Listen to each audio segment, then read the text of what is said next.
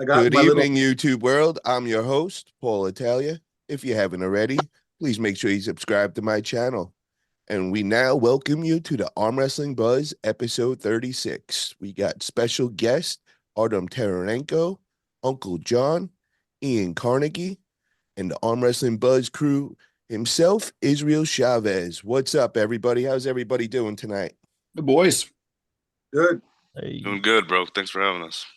Hell yeah. And what's up to the chat? We got Drew in the house, Luca, Tall Paul. How's everybody doing out there, man? So, guys, want to kick this off. We got lots of events coming up, lots of things to discuss. So, I want to first start off with the upcoming event going down in Chicago. Artem and Travis got some big going on. Want to fill us in, Artem? Yes, sir. So far we're shaping up to have like a super big tournament. Like a lot of people are interested to come, but we have a regular thing. Um, Tournament on the 30th. One open weight class for all the bad dudes who want to collect $500 left or right arm. Money is secured. For everybody that feels a little insecure about competing, because it's open weight class, single elimination. Every match is best 2 out of 3.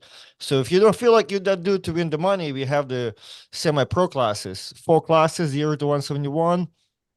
I'm actually hold on. 0 to 171. Then it's then it's so 171 to 189, 190 to 209, and 209 plus. And for those, we named it semi-pro class, but it's like really anybody who feels like to pull there, they can pull there, right? Because if you don't feel like you want to be in those best 2 out of 3 scenarios, you can go ahead and pull there. $50 entry fee. Tyson Bagent going to be in the building as well, so y'all can grab and get your jersey signed, whatever you want to do.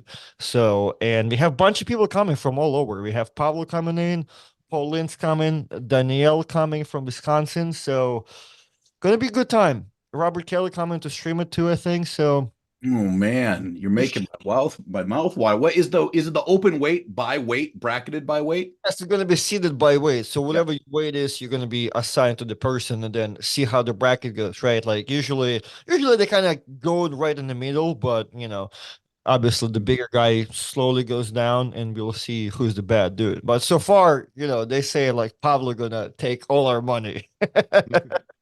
What time Well, is pre-weigh-ins and what time does the tournament kick off? So the weigh-ins are right now from different flyer, different flyer. I think it's 4 to 6, is it? Or No, no, four no, to no. five? It's 4 to 5 for the weigh-ins, and then tournament starts at 6 o'clock Okay, this is on the nice. So 30th.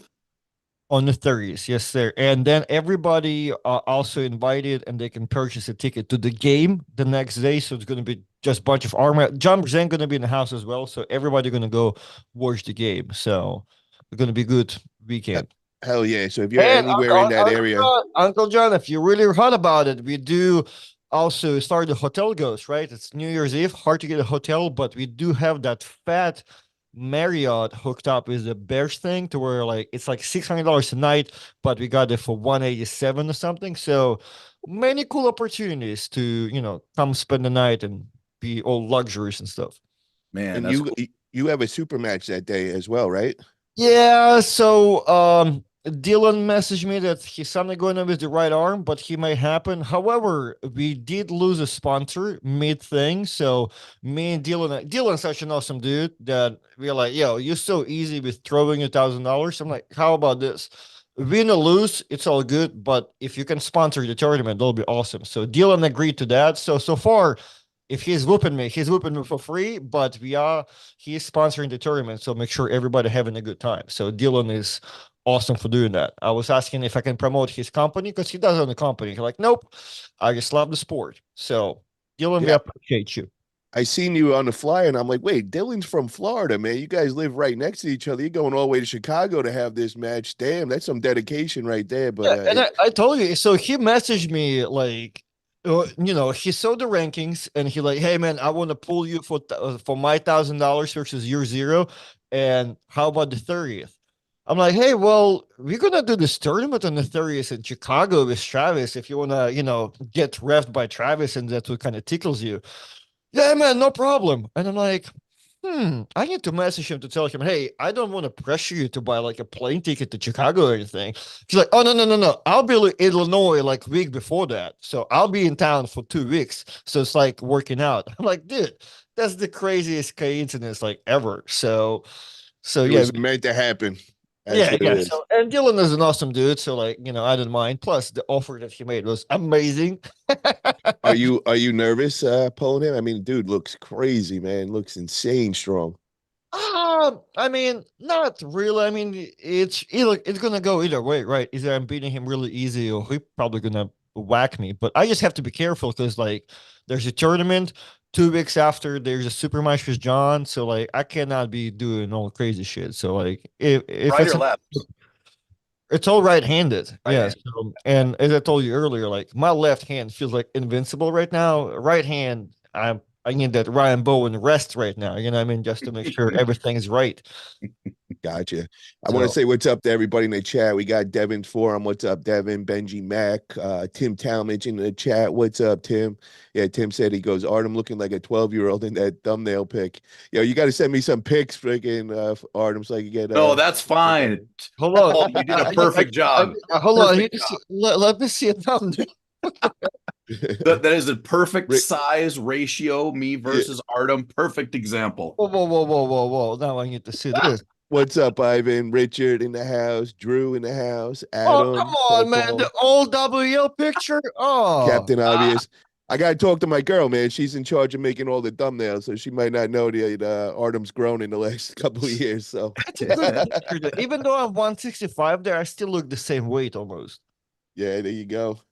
So I want to talk to you, Uncle John. What's been going on, brother? What have you been up to, man? oh man, just getting massive, dude. That's what it's all about. Got to get massive. Nobody cares about these little guys. Nobody cares. I got to get big. I got to get enormous. And you definitely are, bro. Like, so what's going on? What's the plans here? What weight class you attacking? So we may have overshot a little bit. We may be at about 250, 255 when really we should be at about 230, but that's okay. You got to make some sacrifices when you're getting huge. So right now, basically, I'm running up against the possibility of this big back surgery, right? Possibly at the end of next year, blah, blah, blah. Don't really know what's going to happen. Not going to be great for my arm wrestling career. So up until that point, I am just going to be gripping and ripping as much as humanly possible. So January, I got nothing until the beginning of January. I'll be seeing you there, Paul, because you're going to be in Vegas, right? I'm actually not, brother. A couple things changed. I'll be up in Knuckles Up now, so I won't be You're able to doing see Knuckles you there. Up. All right. So I won't see you there, but I'll be in Vegas for that event. I'll be pulling. I don't know exactly who yet. And then I will be at AWC with Artem. I'm going to commentate that one. And then, of course, I got probably one of the bigger matches I've had, left hand versus Jeff Dabe at the end of Wow. February Where's that going to be? in Minnesota. It's just like half an hour from my house. So it's a nice, I've wanted to pull Jeff for a long time. And I think he's like one of the actual good dudes. Yeah. He's like a really good human. So I'm excited for that because then I'm gonna go and face someone who is not a good human, probably one of the worst arm wrestlers ever, Evan Burgoyne, and I'm gonna whip Oh his ass in man, Ireland. the beer man. And where's that? That's going in Arm I, Gods. Ireland Arm Gods Valhalla 3 in a So that's March thumbtack match 23rd. that will end the sport. That is March 23rd. That's going down. Yeah. Oh, very nice. And shout out to Marcus Thompson. I know he's in the chat. I'm looking forward to that, man. I didn't know you were going to be pulling Evan there. That is going to be, Yeah, it's a wow, there's going tack to be match. a lot of Oh, build up for that. it's a tack match. There's gonna be tacks on the pin pads. No, get Yes. out of here. Oh my God. Yeah, Oh, for real. bro. For real. Right hand, left hand. What is it? Left hand, but I've already put the challenge out there. Evan's already ignoring me. I'm so confident that I will pull Evan left-handed the day of the event.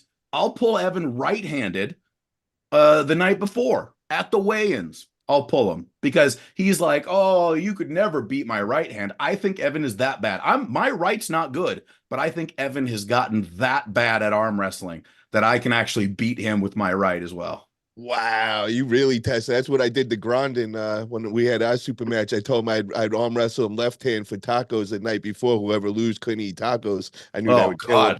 God, that's terrible. I would never take that if I was Ryan Grondin. Oh my God. So, Uncle John, you said in there that you're living in Minnesota, bro. Is that recent? Like, Back in the red, white, and blue, baby. Yeah, we yeah. moved here about 2 months ago. I like a month after I got my Canadian citizenship, funny enough. But I couldn't, like, Canada's healthcare is not good. It's not a great situation. And so the only way I was gonna get this surgery if I end up going that direction is would be to be in Minnesota. We got insurance through my wife's new job. So we're all set Nice. up with that. And now I'm just crossing my fingers that I can whack my back full of stem cells a few more times and get things straightened out. Nice. Now you get to actually arm wrestle with some real arm wrestlers now. Well, we'll Easy there, see. bro. We'll see. I don't know. Who is a real arm wrestler? I mean, Artem's pretty good, but I don't know if he's a real arm wrestler. There you go. There you go. So, Ian, what is up tonight, brother? How you been? Oh, busy, busy, stressed. I don't know, I've been doing, and Artem knows, I've been working on a big adventure, and I haven't really been able to tell anybody. It's the worst, right? Like, I got some big things going. I've kind of dropped some hints with the new table, and people are like, "Why are you reinventing the wheel?" Because I've been told to. That's why. People that are, I, I'm afraid to say everything, so I'll try to skirt around it. But I'm coming out with a league.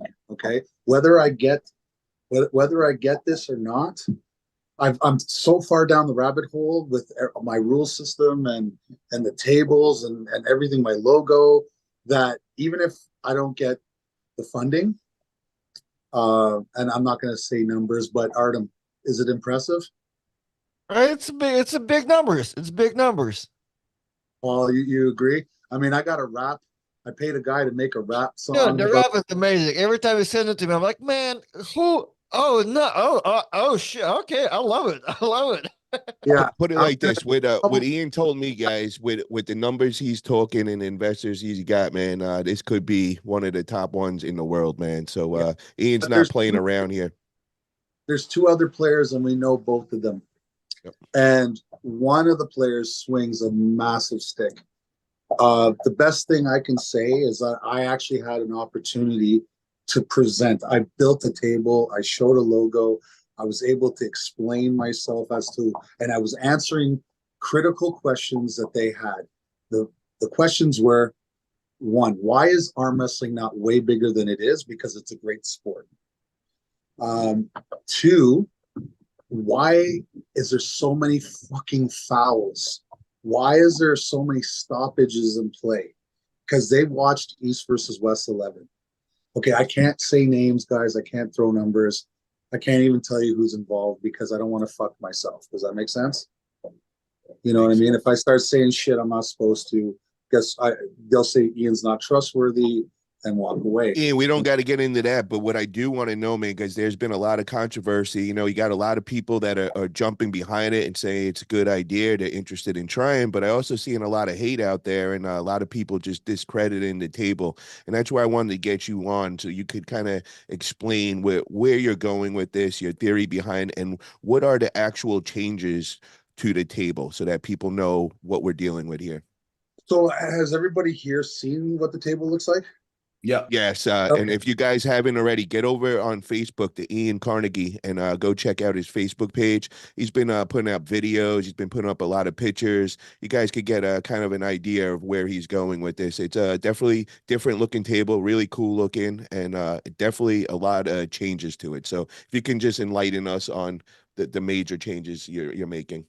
And I've taken, this isn't just me, by the way. Like, I've reached out on some of the finest brains in the sport, including Bob Brown, and I've done. This is not just an Ian Carnegie table, okay? I've reached out to the community for help. I'm like, dude, guys, I have to come up with something that's going to eliminate or come very close to eliminating all the BS that we see. Oh, you know, we're going to allow this and we're not going to call that. And of course, that's all bullshit. It always happens, right? And so I had to put my fucking imagination station on and say, well, what is the big problem? So I broke it down. We fall off a pad. Well, you can't fall out of a hole. Okay. So that was the first thing. And then I was like, oh shit, I can't really have a hole because then people can use the sides to block and maybe even cause more break arms and stuff like that, right? So what can I do? Oh, okay, a slope, a depression, okay, so that there's no real edge. So you know what I mean? The other thing is like the whole popping up. Like, are we, like they say, everyone, all these pros are saying, we're gonna give you 3/4 inch or 1/2 inch. But what is your version of 3/4 inch, and what is my version of 3/4 inch? Like, we all perceive things differently. So what I did was I fucking measured it. I said, here's a physical fucking measurement, a barrier. If your elbow comes out of this, that means you went from 0 to over 3/4 inch. You're not trying. You're not trying to keep your elbow down. You know, the point isn't so that you can free elbow fouls. The point is to keep it below what they say they're going to let go anyway. Everyone's saying we're not going to call these insignificant elbow fouls. But what is insignificant to you? What is insignificant to me? Right? Well, now I have a measurement. And it's like, and then yes, the fact that I find that there's a lot of refs who have these massive qualifications. I'm a 27-time world champion WAF referee. That only tells me that he's more anal retentive than the guy that's only went 17 times. Okay? Because his reputation is super important to him. And you know what? And it's fair too, because what's going to happen is some yard ape is going to grab his phone and he's going to take a still. And when he doesn't call that little Bob, because he already said he wasn't going to do it, but if he doesn't call it, someone's going to take a picture of him looking at this elbow foul. He doesn't call it, and then he's going to say that guy's corrupt. That guy's a shit ref. So if you look at my table, I'm taking the integrity part away from the referees and saying it's not them, it's me. I'm making it extremely difficult for them to do their job. I am doing it on purpose. Why? Because people that are consuming arm wrestling don't give a fuck about elbow fouls. The only people that care is these purists that think that the sport needs to be no. Listen, when you and me got into the sport on a cafeteria table, it was like freedom, right? Everyone was going. No one cared if the elbow came up like that. They just wanted to see whose fucking hand went down. That was the main thing. Now, real sports have real rules. It's the only way to legitimize any sport, right? I do have them. Play within them, and everything's fine. The whole purpose of this is to get things going, have the matches engaged. I'm telling you, guys like Travis, Marcio, guys who have those big fucking posting hits, they're going to love this table for obvious reasons, right? They might be able to skim right across, but if they don't come out, so be it. But guess how awesome that's going to look on TV. What do you guys? What's your guys' thoughts on that? What are you saying, Uncle John? What is your initial thought? So that the actual elbow pad, it's like it's down and in, but how big of an area is it that you have to move with your elbow? Sorry, my lighting fucked up here. It's pretty big, and I'll tell you why. It's 8 down by 10, and the reason I went 10 was I wanted the biggest playing surface I could think of that didn't look ridiculous or I was copying freedom. But I wanted some freedom that freedom has. And it's an even number so I can split the pad in half. And when we start a match, if it's right-handed, you must be right of center. And if it's left-handed, you must be left of center. Setup only. Once it's go, boom. Because I don't want some guy thinking he can do a right-handed match with his elbow all the way on the left side and have an argument, and he's already in the break arm position. Makes no sense, right? So that's how I. Okay, so I like it. I like it. I like the concept. I like the fact that, arm wrestling has been banging its head against the wall to 50 a years. certain success rate, but there hasn't been a lot of big changes. So I do like that. Now, what is the ultimate goal? Is it pay-per-view arm wrestling? Is it a show? Is it what are we working towards here? So I have to choose my words quiet. Okay, so from what my understanding is, they want to put on something that not rivals, that surpasses anything we've ever seen. Okay. I mean, in production, look, guys, I have to be careful, but and I don't want to say things that'll get me in trouble, but understand this. I didn't just put 3 weeks of fucking blood, sweat, and tears because of a good idea. I've had this idea for 12 years. I've never put it into because there was no one was willing to back it. There, all I ever heard was, "No, we don't need to divide the sport. We need to come together and make it more standardized." Listen, that's nonsense. If you got the wrong formula, why are we? This insanity. We keep packaging up the same fucking shit, putting out there, say this is great. Believe me, trust me, and the world says not really. Only this niche little people, this niche little population that likes it, that follows it. How do we get this sport to the bigger global audience? Something fundamental has to change. And people's attention span is this fucking, they're not like, I love Devin. He's the best, right? But guess what? If everyone took 20 hours to set up like Devin, a pay-per-view would be 25 hours long. Yeah. Mhm. Israel, what's your thoughts on the whole change and everything? What Ian has been putting out, and the table looks really interesting. I would definitely like to try it. I do have a few questions as of the dimensions. It does look like the spacing between both pads at the center of the table is bigger, or is it the same? So I initially, if you looked at table version 1, we're on our 4th one. The table version 1, if I would have pumped that out, Bob Brown actually called me and told me, "Did you think of this?" I'm like, "Oh, no." And he was absolutely right. If I would have went with number 1, Jerry Caderet would be the king of the world forever until he dies. Okay? So I love Jerry. I would like to see him just smash somebody that we never thought he could beat him. But then the population would say, "Look, this might as well just be an inside pulling fucking league. Don't call it arm wrestling, call it something else." And I can't do that right now. So what I did was, it is currently the same distance as any league that has 8x8. If you have 8x8, that's 7 inches across from elbow.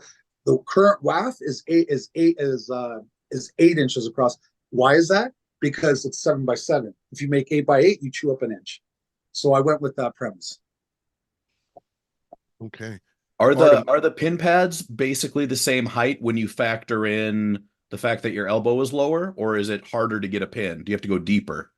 So, okay, so let's put our station on, imagination station.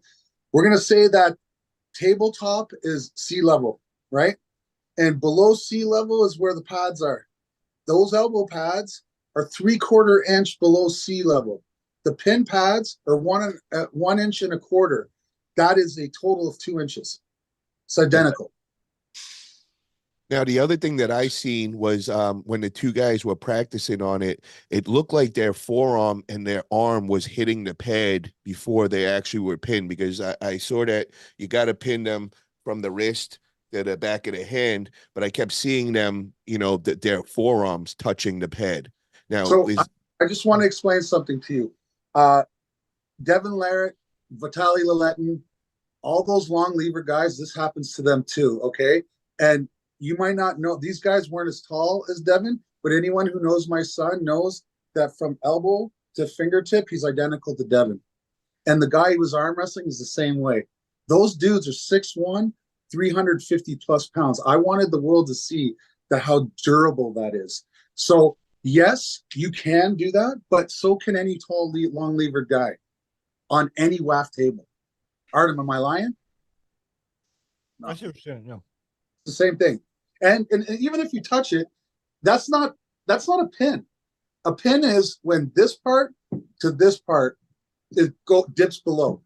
That doesn't change on any WAF. Fucking, I don't give a shit what table you're using. If they have pads, elevated pads, that is the rule. Let me ask the chat. What do you guys think? Do you guys think this is a good change? Are you guys interested in trying it out? Like, let me know what you guys are thinking in the chat. And Artem, what's your whole thoughts on the whole setup of the table and making the changes so that we could not be so strict with the elbow fouls? I think I'm one of those haters that Ian talking about it. Like, I didn't know about the rules and all that. But as a competitor, as a future competitor, I won't care whatsoever. Is that the change that we need? I don't know. I don't, the whole stoppers thing. I mean, I hate all sports. I hate, like, I watch football. Football stops every minute. Like, I don't think you could, unless you're enjoying the sport, you're not gonna, I mean, I try watching everything. Everything stops, everything not understandable. I'm not sure if that's the way to change stuff, but not that I came up with something to change shit. So maybe to do this. I'm not really hating on it. I'm not sure if that's the way to go about it, but Art, can I we'll ask you a find question? out. Artem, can I ask you a question? Go crazy. If someone approached you with a large sum of money, fuck this goddamn light. And they approach you with a large sum of money and say, "Look, I got a problem with this sport. I need you to change it." Do you tell that person, "Well, no. There's been a lot of thought in this, and they're right. Trust me, believe they've been doing this for years. If they're so right, why aren't we bigger than slap sport or fucking tag or cornhole or fucking any of the stupid stuff that you see on ESPN? This is an amazing sport, but we've handcuffed it. All because, okay, I'm going to tell you the truth. You know why arm wrestling is so anal retentive? Because our goal was to get in the Olympics. And they said, we have to make this sport super safe to minimize the potential of arm breaks. So we're going to square everybody up. We're going to have wrists straight. We're going to have these pads and this and that and everything. And everyone's going to be, and if anything looks bad, like a turn, like in the broke prison, we're going to stop the match. This is amateur hour, people, because the Olympics didn't want to promote a bunch of youths breaking their fucking arm on TV. That was never going to fly. And then the powers that be said, this is the set. We worked so goddamn hard to make this that we're going to run with it. And boy, did they. For 50 fucking years, they've had it. But guess what? Amateur sport, boxing, look at the boxing. Amateur boxing don't look anything like professional boxing. Nobody's selling out arenas for amateur boxing. They are the pros. I'm telling you, I'm taking the safety wheels off. I'm telling you, this is a combat sport and it's dangerous. Protect yourself at all times and let's fucking go. Got a super chat in from Matthias for $10. He says, Ian is here to make arm wrestling great again. Thank you for that, brother. Appreciate that. Yeah, I'm liking what I hear, man. I'm definitely open to some new changes, and I know that you got a couple that are going to be going out to the public for people to try them out and, to come up with their own criticism and all. So when could we expect the final product to be in production? Okay, so I'm on table number 4. I have put 6. There will be 7 tables made in this whole prototype, and the 6th one will be what I will bring to a manufacturer. There still will be differences. Okay, so like, you guys all looked at the table and saw that the legs were like spiders, right? Yep. That wasn't by accident. So what I can't do with my guys that a manufacturer can is I'm not actually intending to make no corners. Okay, what I'm intending to do is let's put our imagination station back on. We're cosmic giants, we're super strong, and the table is malleable. I'm going to grab the corner of the table, I'm going to pull it down so it's a slope. Okay, and there, I'm going to make it right where that bend is, the spider leg bend, right where that elbow joint is, it's going to meet there. And that becomes perfectly in line with the current specs of a WAF table where the legs are. And that is so people aren't feeling like tight under the table like they would if you try to put legs directly underneath a table with no corners, you're now too close. You get what I mean? Yeah. So, and this will be a great marketing thing because you can put a logo on each of those four. And then if you look at from the perspective of the hand peg, so here's your table, then you can bridge. So it's like the teardrops here, and then you could bridge them and have your fucking league name right across there. So perfect for marketing. Do you guys see that? How sexy that's going to look? Yep. Like that will look ridiculous. We got And a it's sorry. functional. Go ahead. We got a nice comment in here, and this was one of them. I know you shared a screenshot earlier on your Facebook, some of the haters, but actually one of your haters is coming around, and he says, from Sir Yak Toast, he goes, I may have sarcastically made fun of Ian's table earlier in chat, but I didn't mean in anything of it. After listening to him go into more detail here, it sounds cool. Worth a shot getting it out there. So your haters are starting to come around. Also, super chat from Arm Wrestling Derek for $5. Ian is the man. Love to everyone on here. Support. Appreciate that, Derek Smith. Hell yeah, Thanks. man. So Derek's the guys, man. I want to move on to we got a big event coming up on January 6th, and some great matches. It's Knuckles Up 2 going down in Fort Lee, New Jersey. I'll be making the trip over there. I'll be there present that day, and there's a couple of matches on there I just kind of wanted to get your guys' thoughts on. One of them being Jason Merlo versus Tom Holland. So Uncle John, what is your thoughts on that match? Who gets the win that day? Awesome match. First off, ridiculous. Awesome match. Was his left or right? It is right arm. His But right they arm. also, just so you know, I had them on this week. They are going to get on the after pull table, and they will go left arm as well. And I promise to get it on my YouTube live for everybody. Yeah, I think they're going to kill each other. I think it's a really well balanced match. I think it's probably. I would guess that if any match was going to steal that show, it'll be this one. Because Jason Merlot is just like he's the shark. He swims around and like, you don't hear a ton. Like here he is, he's beating Nonestad, but he just kind of lurks around. Tom Holland has been on WAL, Arm Wars. We've seen Tom Holland, beat very impressive guys. But Tom's been around. Yeah, he's been around, but I think I'd be a little bit more excited for the left-hand match, I think, but right, I think they'll kill each other too. I really favorite? can't. I'm gonna go for Jason because I'm in the US of A right now and he's my boy, but it's gonna be tough, man. Like anybody screws up, you screw up, you're done. You're done. I agree. Israel, what's your thoughts on that one? I really like the breakdown that Artem gave on the last show. I think he has a pretty good insight on how this is gonna go, and I gotta say, I gotta agree with I think Jason Merlot might have the edge early on, but if Tom can get that stop, it's gonna turn into an interesting match for sure. Ian, your thoughts on it? So I'm biased. I know Tom, right? Well, I know of him. I've been, we're Arm Wars guys, we go way back. And I'm impressed with Tom. I'm not super familiar with the other guy. I understand that I kind of took a 3-year hiatus from the sport. So there's a lot of people that I'm getting refamiliar with, because once the WAL ended, I just shut it down. I got into being dad mode and football. And then now that it's all running up and running again, I'm trying to train, get back into it. And now I'm entering the promotional side of that. So there's people that are making like when Austin Jaggers came to Canada to face Evan, I was like, why are people making such a big deal of this guy? I don't know who the fuck this guy is. You know what I'm saying? And it come to find out he's actually pretty fucking good, And now I like the guy. I actually talked to him tonight. So I don't know. That's what I'm saying. So I'm gonna go with the guy I know. Okay. Another big one that we got going on that day is RVJ versus Brandon Allen.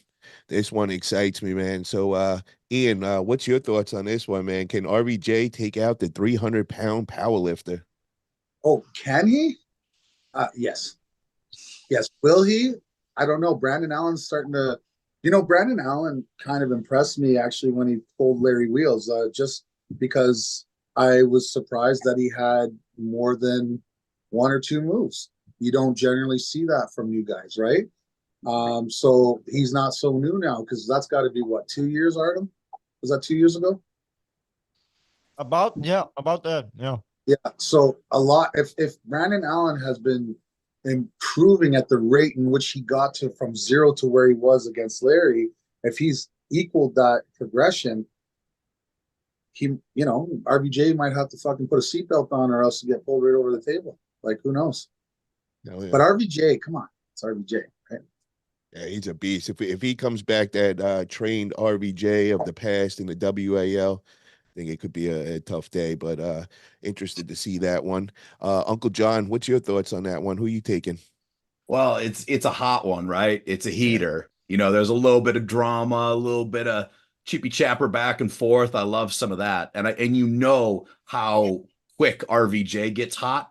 And I know that Brandon Allen, like he'll go right there. He'll hit that high level. So I don't know about the match itself. I would say you have to say RVJ is the favorite, I think.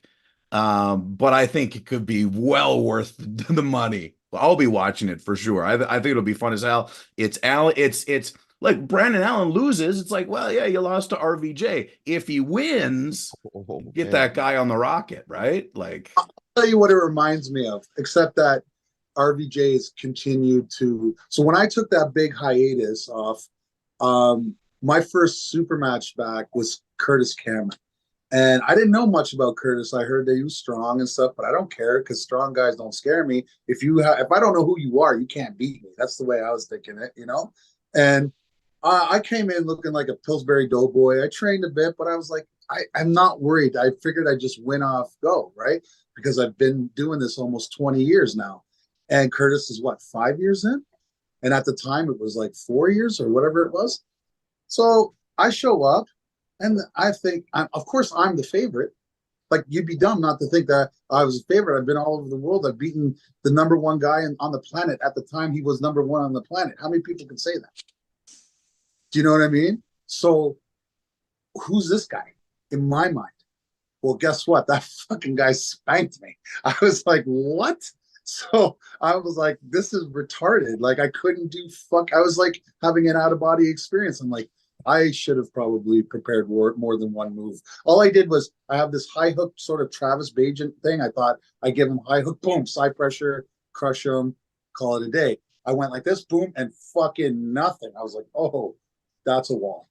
And then my buddy Rick goes and beats him like he's nothing, right? So it's a really fucking weird scenario there. But I'm only saying that story to say what could happen to RVJ if he's not careful with Brandon Allen. He needs to not be as arrogant as I was, and fucking make sure he trains, because this guy might be licking his chops saying, I can make a name for myself off of this dude. Gotcha. Hey, guys, if you're in the chat, if you guys could just hit that thumbs up button, man. We only got 29 likes as of right now. Help me out here with the algorithm. And guys, we got another big one coming up. We got Ryan Bowen, and he is going against Bak Sung Yeol. He's from South Korea. This is going to be a good one. What's your guys' thoughts in the chat? Who do you have winning that one? And I'm going to ask you, Uncle John, Ryan Bowen or Bak Sung Yeol? Is that the guy is that the same guy that Schoolboy pulled? Schoolboy just pulled a bunch of Koreans out there, but probably not. But theirs was like a big video. I don't know if he was part of it. Okay. So awesome for high five to get Bowen. You know, he's always a bit of a lightning rod. He conducts a lot of eyeballs, whether you like it or hate it. There's still eyeballs that are paying for stuff. So perfect. Great job getting Bowen. Misfire on the opponent, because no clue. No clue. I'm sure he's good, but why are you putting Ryan Bowen against him? Put Ryan Bowen against somebody with some heat behind him. Put him against somebody, spicy. I don't know who it is. I see what you're saying. Yeah, there could have been somebody that Ryan talks shit to a lot of people. Yeah. That Korean guy ain't one of. I mean, maybe he one of them, right? But most likely, knowing Ryan, definitely. But there's a couple borderline fights. Better not say, Artem and Paul better not say, that other opponent that they know that a certain somebody's matching them up with, please, because I don't need anybody else. Oh, you're lucky. By the time you called me, I was back into my smoking days. My memory done. That's I'm on the same thing. I'm trying to think right now, like who you. If I you tell me forgot. something right now, dude, You it'll burn. forgot? Okay. Continue forgetting. Fuck. Because I don't need somebody. I don't need Dude, somebody. as soon as you told me you're gonna pay me like 50,000, that's all I could hear about. That's all it was. Okay. Evan Burgoyne's in the chat for you, Uncle John. Oh, Yeah, he's probably here just to wallow in his filth and bathe in the glory of my massiveness. Or Yo, talk Beer shit. Man, where you at, bro? Let's get you in here, man. I'm gonna send you the link over here. Let's get you two on here dueling right now. I'd be interested to see that. The other thing I got to make mention of, Uncle John, is now we know that RVJ and Ryan are on the same card. So, Right. they're going to be an after poll and all, of course, me trying to instigate things. And, I'd love to see that little after poll going on. Well, I think it's gonna Pool, it will ruin somebody's card in the future. Wait, say that again? Don't get them the after pool, or if they after pool don't have any cameras, because it will ruin someone's potential card down the road. We want to see that without any preconceived ideas. That's the problem. I don't agree at all. I think they gotta, because get this, they're at the same card together for Knuckles Up, but then they're also at the same card together for Valhalla 3 because Ryan is taking on Bath. What if Ryan grabs him and goes smash? What's the next promoter going to do? Is he going to be like, dude, it's going to be common. Nobody's going to believe that. They're going to be, oh, RVJ must have pulled 50 people before that. Let's put real money. Blow up. It will blow up so hard. It's nothing but good. Yeah. I hope they punch each other in the face because it'll get bigger and bigger and bigger. That would work. I prefer them not to pull. That way we could sell it as a first timer, but whatever. It's all about the build, man. It's right? the hype, bro. You want that, man. If you're a promoter, you want that hype, man. Guys, we're talking about it right now. It's selling itself. I mean, look at Devin and never pulled, right? They've never pulled, right? And yet we're sitting here going, fuck. Will Devin guarantee win that? We don't know. But if they sit there and they pulled at the KOTT and had the video cameras and Devin's just sitting there doing all this stuff. You can't go by that, bro. They're going to have two big super matches on a big stage right before that. You can't tell where they're at. And you know what I mean? And when you have them two together, bro, that is promotion right there. You get them on the table. Now, I'm not saying they should be pinning each other dominantly in either way. They should put a show on, man, and hype their own matches, If that's the direction, then I agree. Yeah, I agree with that. Mike Aiello and I did that in New York before we had our match in out west, but it was total bullshit. There you go. I remember I filmed that. Nice. We got a couple of super chats I got to catch up on. We got Beerman Burgone for $5. He says, Uncle Jank is terrible. Imagine if you only had $5 and then you spent it to say something that stupid. Imagine that. Greg Brown TV, $2 super chat. Greg Brown TV, baby. December 9th was different. Hell yeah. Thank you, Greg Brown, for that. Greg Brown was the guy that put my big match against Ryan Grandin and Tom Stubbleblind versus Freddie Sanchez. Got to ask you, Uncle John, what was your thoughts on that match? Did you get to see that? Yeah, I did get to see it, and I have some thoughts, and I wanted to bring this as a possibility for Greg Brown TV, for Paul Italia Productions. I want to do this. I want to arm wrestle Tom Stubblebein, whip his little ass, and then I want to pull Freddie Sanchez immediately afterwards and whip his ass to show these boys that there are levels to the game. Oh my God. Dropped. I love that. Oh my God, bro. Right? So are you a heel Tom now? Stubblebein. Is that your thing? It's out. Get him. I'm just telling you. If you are listening, bro, we got to make this happen. What would you think? And what arm do you want to do? Right or left against? Oh, it's got to be left. My right can't even beat Artem, so it's pretty even. I'm in the worst part of town. Okay, it's good we clarified that. So left arm, he wants Tom Stubbleblind, and immediately right after he smashes Tom, he wants Freddie Sanchez. And I know Freddie is gonna feel spicy right now. He's listening to John, this. so you say you don't want to pull anybody good? Exactly. Oh Exactly. man, Artem's going in there. I'm not out here trying to get hard super matches, Artem. I'm not out here doing that. He's saying this is easy work. Yo, Freddie Sanchez, if you hear that, man, hit me up. I'll get you the link right now. Greg Brown, get it over to Freddie.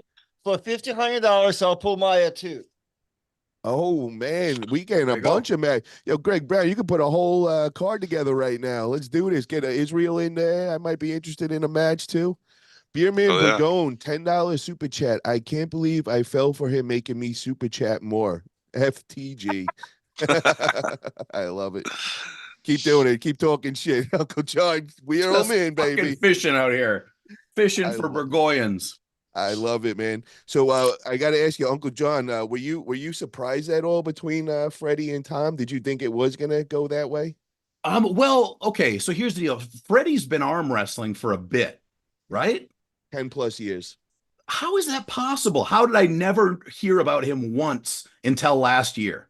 I think because he stayed to himself. He was always in that Texas area. He didn't do much One of traveling. those guys. But I do know when he got out on YouTube, bro, he started getting out there. He used to show I up know. to my events in Texas and Oklahoma, bro, and right away he got on my radar. He would just talk to everybody so much shit as he was smashing them.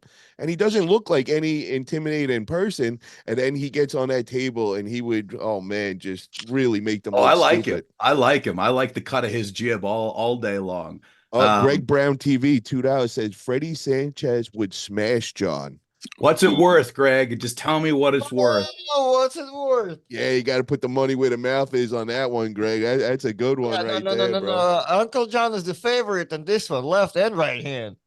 Oh, See, man. I know. So here's what surprised me, Paul. What surprised me was that Tom Stubbleblind was that far away from Artem Taranenko. That surprised me. Wow. Now, Okay, it disappointed me which that he was Tom- that far behind Sanchez. Freddie Tom. beat Tom. Which Tom? Tom Stubbleblind. Stubbleblind, the arm wrestling okay. buzz I guy. thought you were saying he beat Tom Nelson. I'm like, No. and then you'd be the favorite over Tom Nelson. I'm like, what happened to Tom? That's what I was thinking. Tom, Like, but geez. Tom is. I just saw Tom a couple weeks ago. He's a saint. Okay. He's the guy. But Yeah, we don't talk about him on here. Tom, go back to retirement. You're done, bro. Your game of arms was your last shit. You're done. I don't want to hear about that guy. So we're talking about the real arm wrestler, Tom Stubbleblind. Sorry, guys. All right, my bad. I apologize. I didn't know he had beef with him.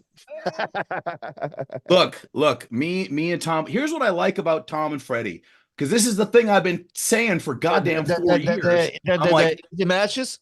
I wish, like, when I talk shit to someone, I wish they would actually give me something back. And those guys, they went out there and got it. So I don't care about them as arm wrestlers, but I do care about them as characters, right? I couldn't care less which one of those guys won, but they were going to talk shit to each other, and one of them was going to look like an idiot. So Uncle John's seal of approval, boys. That's what being a true entertainer is. Taking it and putting yourself on the line, knowing that you may just get your ass kicked for the betterment of the card. That's what it is to entertain.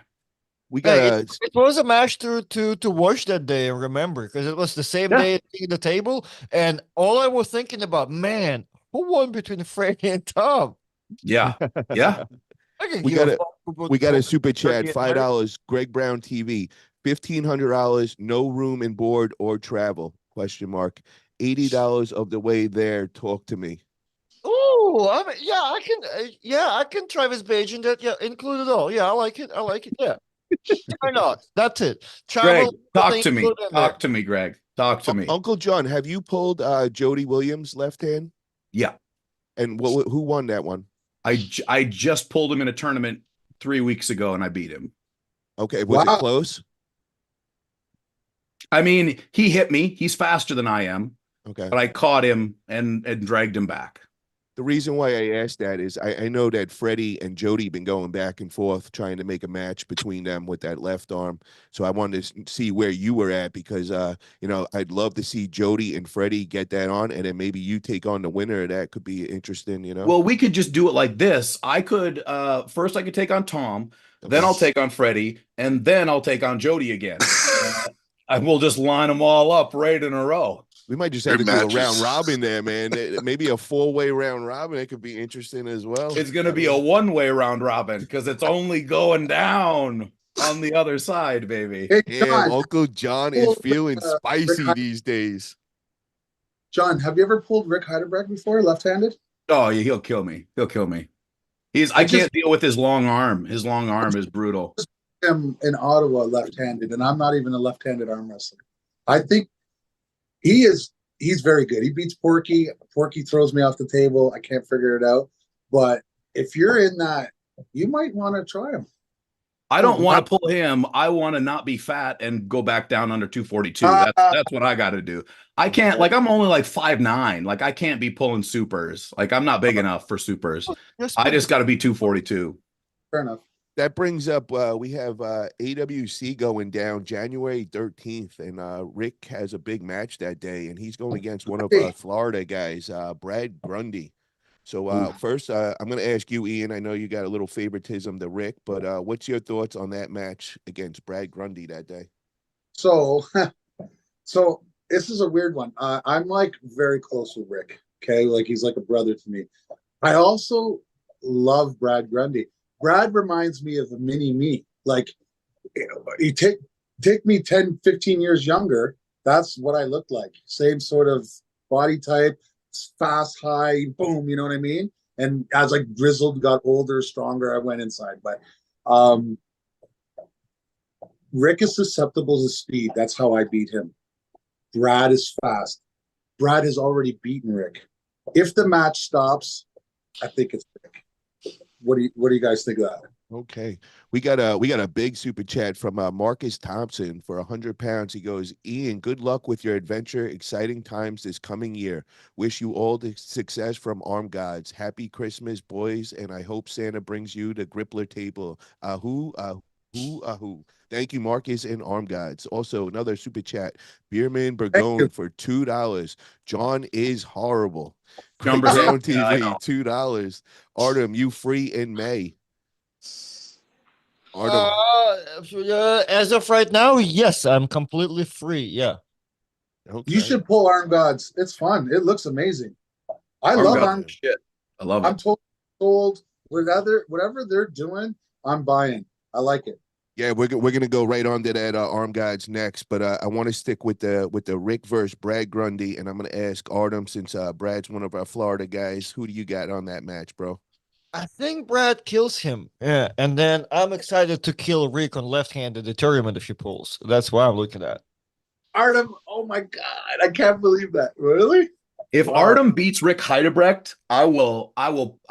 There's no chance. I mean, like, I'm feeling no, spicy. no. Hold on. I take that back. You don't want to stop with them. That's all I gotta say. You don't. You better hope you Dude, get I'll a great. stop in the middle of the table and look at him. And if it happens, you owe me 500. Oh, Wow. man. Here's the problem. You're Artem, good? have you ever Somebody's seen feeling Rick Heidebrecht? spicy right now. Say Hell what? yeah. Have you met him before in real life? Yeah, many times, I think. Oh my God, his arm is the size of your body. I understand, but I think once the bottom strap locks in, like, we're not going past the center. You believe that? Look, if I'll say this, if Brad Grundy beats Rick, I'll be like, "Ooh, Artem, ooh, Artem." No, 100%. If Brad beats Rick, I will say that Artem has a good shot. If he don't, though, and it depends on how. It's hard to compare because I kill Brad left-handed, but his left and right is also different too. Like his right hand. That's what we're doing, right? We're saying that your left and his right are on par. That's what I'm saying. Okay, yeah, that's fair. Yeah. We got a super chat. Beerman Burgone for $5. John is terrible. Artem too. Grippler can dance. Paul is even more amateur than I thought. Fuck you, Beerman. He didn't say anything about me. What the hell? He loves Because you. he's He loves smart. you. He knows what would happen, dude. He likes you, man. Hey, do you guys want to know the first time I ever saw Grippler in real life? When was that and where? This was like 2012-ish. It was in Columbus, Ohio, at the Arm Wrestlers Hotel at the Arnold Classic. Oh And, my! and the Grippler, Tell the story. Do not fucking tell this story. let's just say Grippler was getting down. Grippler was getting down, and the type of dancing he was doing was amongst some Amazonians. The biggest women on the face of the earth. These were like walking Jabba the Hutts. It was the funniest, and they were grabbing my ass. Big black girls with tits like way out to here, right? And they were like throwing their titty on me, and I'm a big dude, and they were bouncing me around. I looked like I was on the Ultra Slim Fast plan. Like I could not believe it. You looked good. John, am I exaggerating? Am I exaggerating? No, you're not in any way, Wow. shape, or form. You're actually underselling the size of these women. They were enormous. I couldn't believe that they could walk. Well, guys, I want to introduce a new guest we got on here. We got Captain Pretentious in the room. What is up, Captain? How are you tonight, brother? Oh, I'm pretty good. How's everybody doing? Everyone's pretty doing. Doing great, well, doing doing great, well. Captain. Yeah. So Nice. I just want my subscribers to get to know you, man. I get to meet Captain. I think it was a few months back over in West Virginia at Travis's big event. 23rd. Yep, Artem was yeah. over there as well, and Captain came in with his whole crew. They have 4 or 5 of them, masks, capes, came in, and the whole place just stopped. They took the spotlight, and they did their thing that day, man. So, Captain, I want to find out, how'd you get into arm wrestling? Tell me about the mask. How did it all come to be? Well, actually, I got into arm wrestling fairly recently during COVID, just scrolling on YouTube, you know what I mean? And yeah, me and my wife got really into it. And I had another channel that I deleted where me and my friends did movie reviews and music reviews. We did the mask because one of the guys I was doing it with didn't want his identity revealed, so we just kept the masks, and that's our shtick. Nice, man. And what's the YouTube channel now that you're putting out all your videos on? Lawless Luchadors. Guys, get over there. He has a great ability with editing videos, and just really, really funny guy, man. And he put a couple of good videos out there. I think he did the comparison of all the arm wrestlers' feet and all. Yes, He had yes. me dying laughing with that one. Definitely funny guy, man. So definitely check him out on his YouTube channel for sure. And we got another super chat from Beerman Burgone. Damn, bro, money bags tonight. My bad. I don't know who other guys is, but he probably homo too. That's Israel Chavez, bro, from North Cal. That's my homie, man. Super heavyweight, number 6 in Cali, right? Yeah, man, this guy, Evan, he wants a match or something, bro. He sounds like he wants a match. Uh-oh, yo, what's up, Beerman? Yeah, You want buddy. some of that Israel Let's smoke do it. over here, bro? Let's do it. Look, let's be clear. Evan doesn't want a match. He wants a free trip. There you go. That's what Evan wants. I like Evan's comment down below. Hey, Marcus, send me money so I can super chat more. So, Captain, I want to hear, brother, what do you got coming up, man, as far as arm wrestling, and what's the whole thing? What are you going with the character and everything? Is there like a whole end game to this? Well, in terms of the end game, I don't really have an end game yet. You know what I mean? You just realized you don't have a real job, so yeah, we want to know where does it go. Right. You know, I had a match lined up, but it got canceled. So I guess I'm just pulling a tournament. I'll be pulling a Winter Blast. You know. Nice. So he'll be over there March 23rd, Winter Blast over in PA. I'll have my big match that day as well. I'll be pulling Nanya $6,500 and a custom belt. Yeah, so definitely get over to Winter Blast. It's going to be an amazing event we got going on. Also want to bring up, we got Arm Guides. Also, they have another big event, March 23rd, Vala 3. And we got some really, really big matches on that one I want to break into. And the first one that caught my eye right away was Ron Bath versus Ryan Bowen. Israel, what is your thoughts on that match, bro? Who gets the win? Man, if Ryan can pull out a win on Bath, that's going to be big. That's going to be a big win for him. Bath, he may be, he just doesn't seem to get older. I shouldn't even say anything. The guy is like 60 and just strong as ever.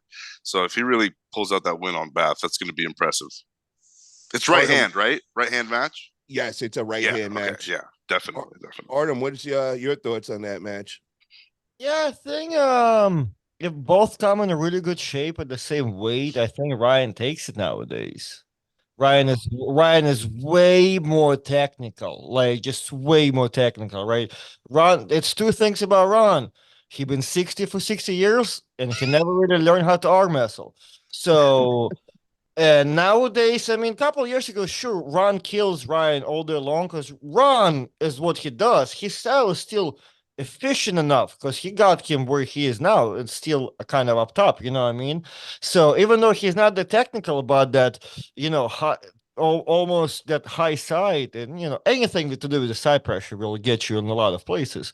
So, but I think nowadays, yeah, Ryan Power's kind of cut up there. So, I think Ryan will take it. Maybe in 3-1, right? But I think Ryan takes it. Okay, Captain, what's your thoughts on that one? Well, that's something I don't. Really. I really want Ron to win. Watching Matt Mask destroy him the way he did, I felt like my grandma got jumped or something. Really hurt to see that. So I'd like him to win, So, yeah, there you go. Ian, what's your thoughts on it? Well, let me just say that Matt Mask and Ryan Bowen are very different. Okay. I think Ron will have obviously height advantage. I can't imagine that Ryan's hand is as strong as Ron, but I haven't. Like, Artem, you must know something I don't. Have you pulled with Ron recently? No. This is just Don't fucking do the prediction, Ian. You don't even know. You don't want to say, do it. Don't bet on me and Rick. That's all I'm going to tell you. why you're shitty at predictions. I'm so good at prediction. That's why I don't even need to pull this Ron. Oh, fuck, man. I don't know. I mean, I thought this, when you guys said it, I thought it was a mismatch Ron's way. I mean, I know that. Bowen's got big, bro. He's. Hey, let me ask keep you in mind, Bowen is like 235. Guys, would you say Mazzy here could beat Ron Bath? Who? Mazzy here. Sadu. Like, I don't think that's close at all. And he just went life for Ryan Bowen. But Mazahir didn't beat Ryan Bowen either. Yeah, but he did a couple of rounds. 7, bro. Oh, did it? Oh, fuck. What a slappy.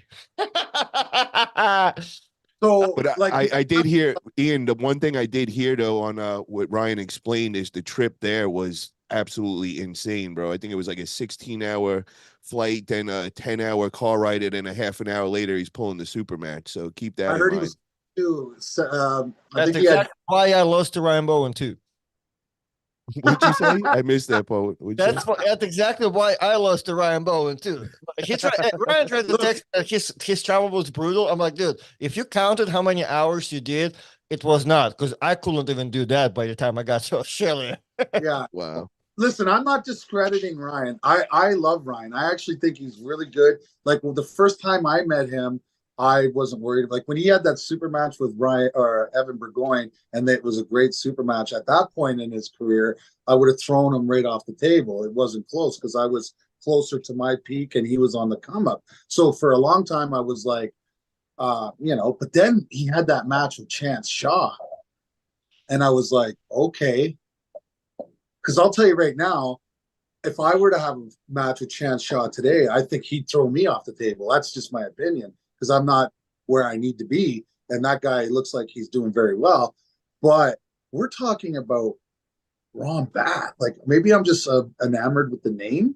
Like, got to remember, I remember Ron Bath when he pulled Devin Larratt in that super match that might be the greatest super match of all time. It's a bit past his prime, But when you compare, if you're looking at the Matt Mask, Ron Bath thing, understand that Matt Mask is a 6'6" guy with 6'9" levers, right? That's not Ryan Bone.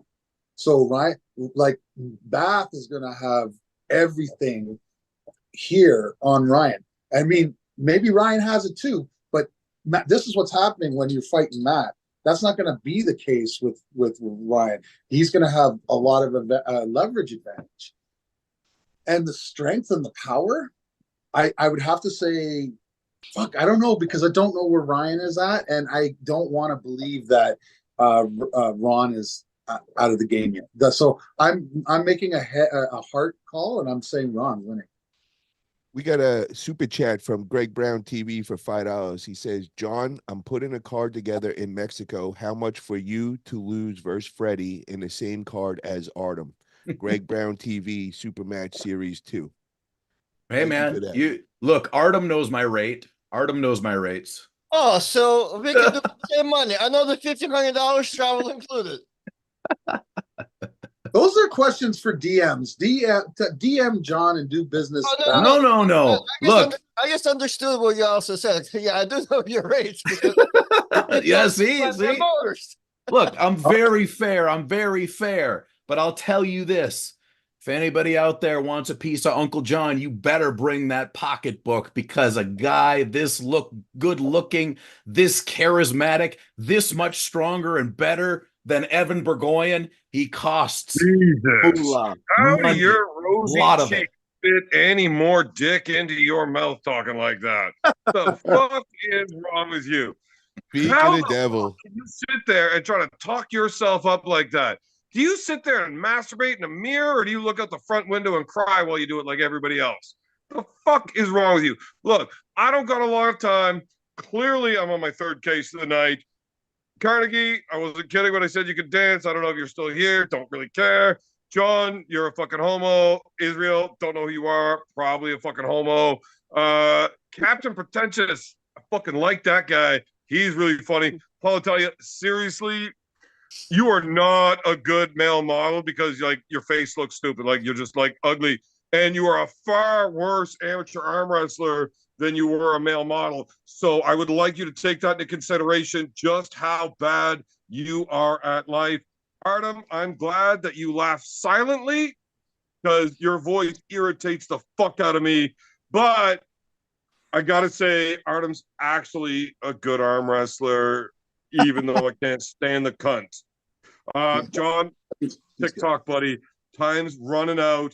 I'm going to make you bleed, and I don't mean like the last time when I gave you your face period. This time's really gonna suck for you. How did this all come about with the tax? Who came up with that whole idea? Well, sometimes art and sport collide, and it's a rare moment when two individuals who are very similarly psychiatrically damaged come together. He's and out. That is what Arm Gods Valhalla 3 is going to be in Ireland, March 23rd, the first and probably only tack match there will ever be. We already got a custom white strap being built. It'll be a white strap. All matches straight to straps. I'll tell you this, no matter how big, if my thing gets, I will always support Arm Gods. It reminds me of my youth with the WWE. It's always kind of like, it's fucking cool. You know what I'm saying? It's really cool. And, they're not worried about getting the Levons they're like, let's get some fucking rock stars and just bang it out and have a good fucking time. Who doesn't like that? Now, how's the actual tax work? Like, what is it going to be? A bunch of tax? Like, so there will be there will be a special pin pad, a custom made pin pad that will have tax coming out of it all over the place, and cool. maybe some other things too that we'll be announcing on the way. How many rounds? It'd be sucks to be the guy that has to proof that first, though, eh? Imagine you're the guy that has to test it out. Yeah, it's gonna be. We got to test it out now on your table, Ian. We got to go get a tack match on yours. I'm not as brave. I'm not as brave as the Arm Gods guy. No, fuck. Okay, those guys. So, Uncle John, how many rounds is this match? I don't know. It'll either be it'll be a champion. It's a championship super match. It's for the hardcore belt, which is yet to be named, but it's going to be some kind of hardcore belt. Okay. And so it'll be best of 7. So it'll be Wow. 4 rounds because Evan will get pinned 4 times in a row. Jesus Christ, bro. So if you get pinned one time real hard with the tag, like how do you keep going then? Like, He's going to quit. He's going to quit. And every person that goes to armgods.com and gets that pay-per-view, they're going to see him crying like the little bitch that he is. He'll be like, oh, Marcus, I know you gave me this free trip to Ireland, but Uncle John's too strong. Oh, please don't make me continue. And Marcus is going to say, shut up or you get no more money. Pull the match. And I'm going to pin him 3 more times. now, how confident are you going into this that you're going to get the win? I think I can do whatever I want in that match. I think I'll be able to control the match. I think I'll be able to tell Evan where to go. I have been considering laying down into the pins, into the pins myself, because let's say this match gets crazy viral. It's pretty stupid. I think there's a possibility that happens. Do I want to be the guy that was in a thumbtack match and didn't get any thumbtacks in his hand? No. You know, though, John, I got to say, if Evan ever gets right with his life and his situation and he gets back to where he was, he's not close. He's not close, Ian. He is so far gone. He's so he's can I tell you? Let me tell you this. You're just picking up on the hurt, man. What's wrong with you, John? Put things into perspective, okay? I am not the greatest left-handed arm wrestler, but I just beat Rick Heiderbreck, who's number 2 or 3 in the country, okay? Left-handed. Well, if you beat Rick, then I got it. Yeah, maybe. No, it's true. But I know Rick. You know what I mean? We know when you know somebody, you just have a little bit of an advantage. That's kind of my situation. We've pulled a million times. But I've beaten Evan once. He's beaten me 11 times left-handed. So there was a time where that dude, and he's beaten Rick too. So I'm just saying, you hope that you're facing the Evan that we've been seeing recently and not that Evan. Let me tell you this, Ian. You took too much time off. Your levels are all scrambled in your head, buddy. They're all really. You don't know what's going on anymore, man. You lost it. One thing I got to say, bro, is Uncle John. Are you saying that your current level is better than Evan's best level ever? I'm saying that Evan is so bad right now that nobody can convince me he ever had a level. Okay, fine. All right. That's how. Artem, what's your thoughts on this match, bro? Who wins? Those were facts. Evan Bordone or Uncle John? Left-handed. Left-handed. I mean, I believe after seeing Evan's Burgoyne status update like 2 days ago, like got in the new relationship. Yeah, I think. Oh no, he got in a new relationship too. Well, it was an update, yeah. So I think Uncle John got it. I think. Oh no! If you ask me, like, you know, when Evan beat Dan, then I'll be like, yeah. Johnny has no chance. But no, I have to go with what Uncle John is saying. Like, not that Evan is bad, but I don't think it's something shaky happening in Evan's life, and I don't even know Evan like that. I didn't even know any of that was happening. Now I'm double confident. Oh, look who just stepped in the room. Greg Brown Productions in the room. What is up, Greg? What's going on, bro? Oh, you're chopping up a little, man. Guys, I appreciate. You got to get your Oh, Wi-Fi yeah. work. I'm at the Vail. I'm at the Vail Ski Resort. Oh, nice. Colorado! Hell yeah. Yeah. I was at Walmart and I saw all the Italians and French people that made me feel poor, and they're like $900 fucking windbreakers. That LL Bean jacket, dog. That LL Bean jacket. All right, John. So let's talk business, baby. What's your price, dog?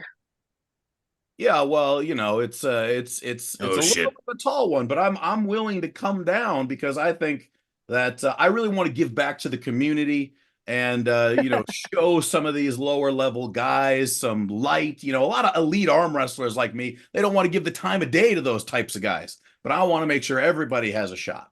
That's why I'm pulling Evan. Oh yeah. John, So listen Greg, here. All right. what you I should heard do, you bro, talking is a little bit of shit. Look, everybody hold else shut on, the hold fuck on, up. Evan, 'Cause 1 I second. really Hold on. don't give a fuck about what you're saying. When Here we I'm go. on here, this is my show now. So eat a bunch of shit. John, you can eat a giant bag of dicks, and I don't care. Okay, so that's under control now. So Greg, I what was you should about to- do, I bro, was about to is we're warn gonna Aaron connect about you the with mute Uncle button. John and Artem, and you'll talk behind the scenes, and you guys can work out whatever you got to work out with that, and you can figure out the right number and all that. But now that I got you on, man, I want to know what is your prediction between Uncle John and Evan Burgone. And we're gonna unmute him right now if he promised to be good. Okay, now that I'm unmuted, you can still eat every. No, but he still hasn't learned yet, so we'll get back to him. Greg, who do you think is gonna get the win that day, bro? I hope Uncle John wins that one because that guy seems like a proper word. The worst. He's the worst. Israel, That what's guy your is thoughts on retarded, bro. this? He's living in the old days, bro. He's like drinking too much beer. I don't know, man. I really want to match with him now. I'm gonna say Uncle John's gonna win. Hell yeah, bro.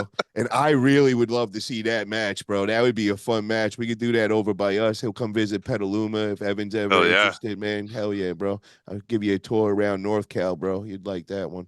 Hey, Israel, how close are you to Mega Mike? Okay, now that I get to talk again, once again, Like- Al, if you can shut the fuck up and eat a giant bag of dicks. John, I am going to crush you. Your fat fucking face is gonna look dumb. The Evan, only part of this that's gonna Evan, hurt I'll me bet you is when I $200 smash you. that Uncle I'm gonna John get wins. taxed like buried into my fucking knuckles. Oh God, John, I hope you understand how much I'm going to enjoy hurting you this bad. I used to consider you my friend until you went all fat faced and got on your fucking steroids and shit like a cheating fuck. Well, do me You know, a like, I favor. would never Do me a do that. favor and Look, start yours a I little bit have earlier than 2 days integrity. before I'm the a event, good okay? person, John. You are now cheating, and I would never do that. Hey, So, we're on a I mean, we're on look, a I take steroid. TRT. I We're take pro TRT. steroids on Right? this That's not channel over using here. Don't steroids. start I that took shit. We'll TRT, boot a your little ass bit of off.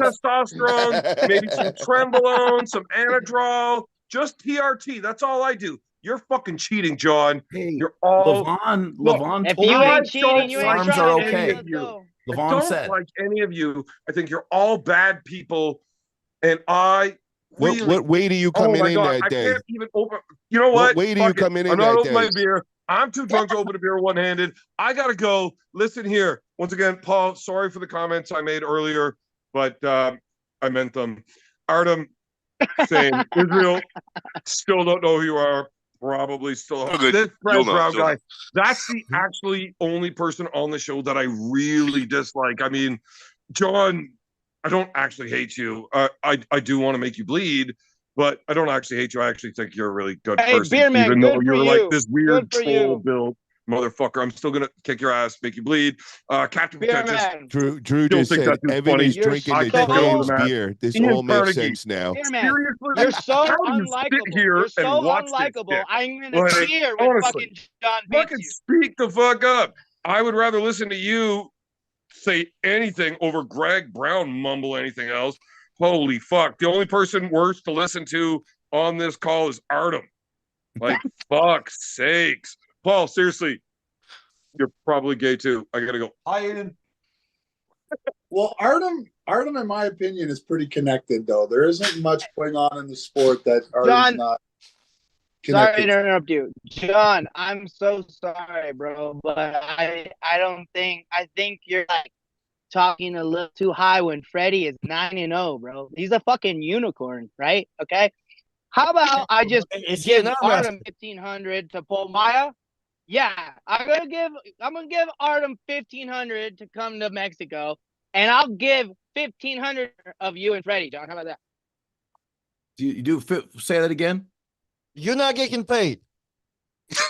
I didn't So understand Uncle that. John, he's saying he'll give you $750 to pull Freddie, and I get $750 because it was set up on my podcast.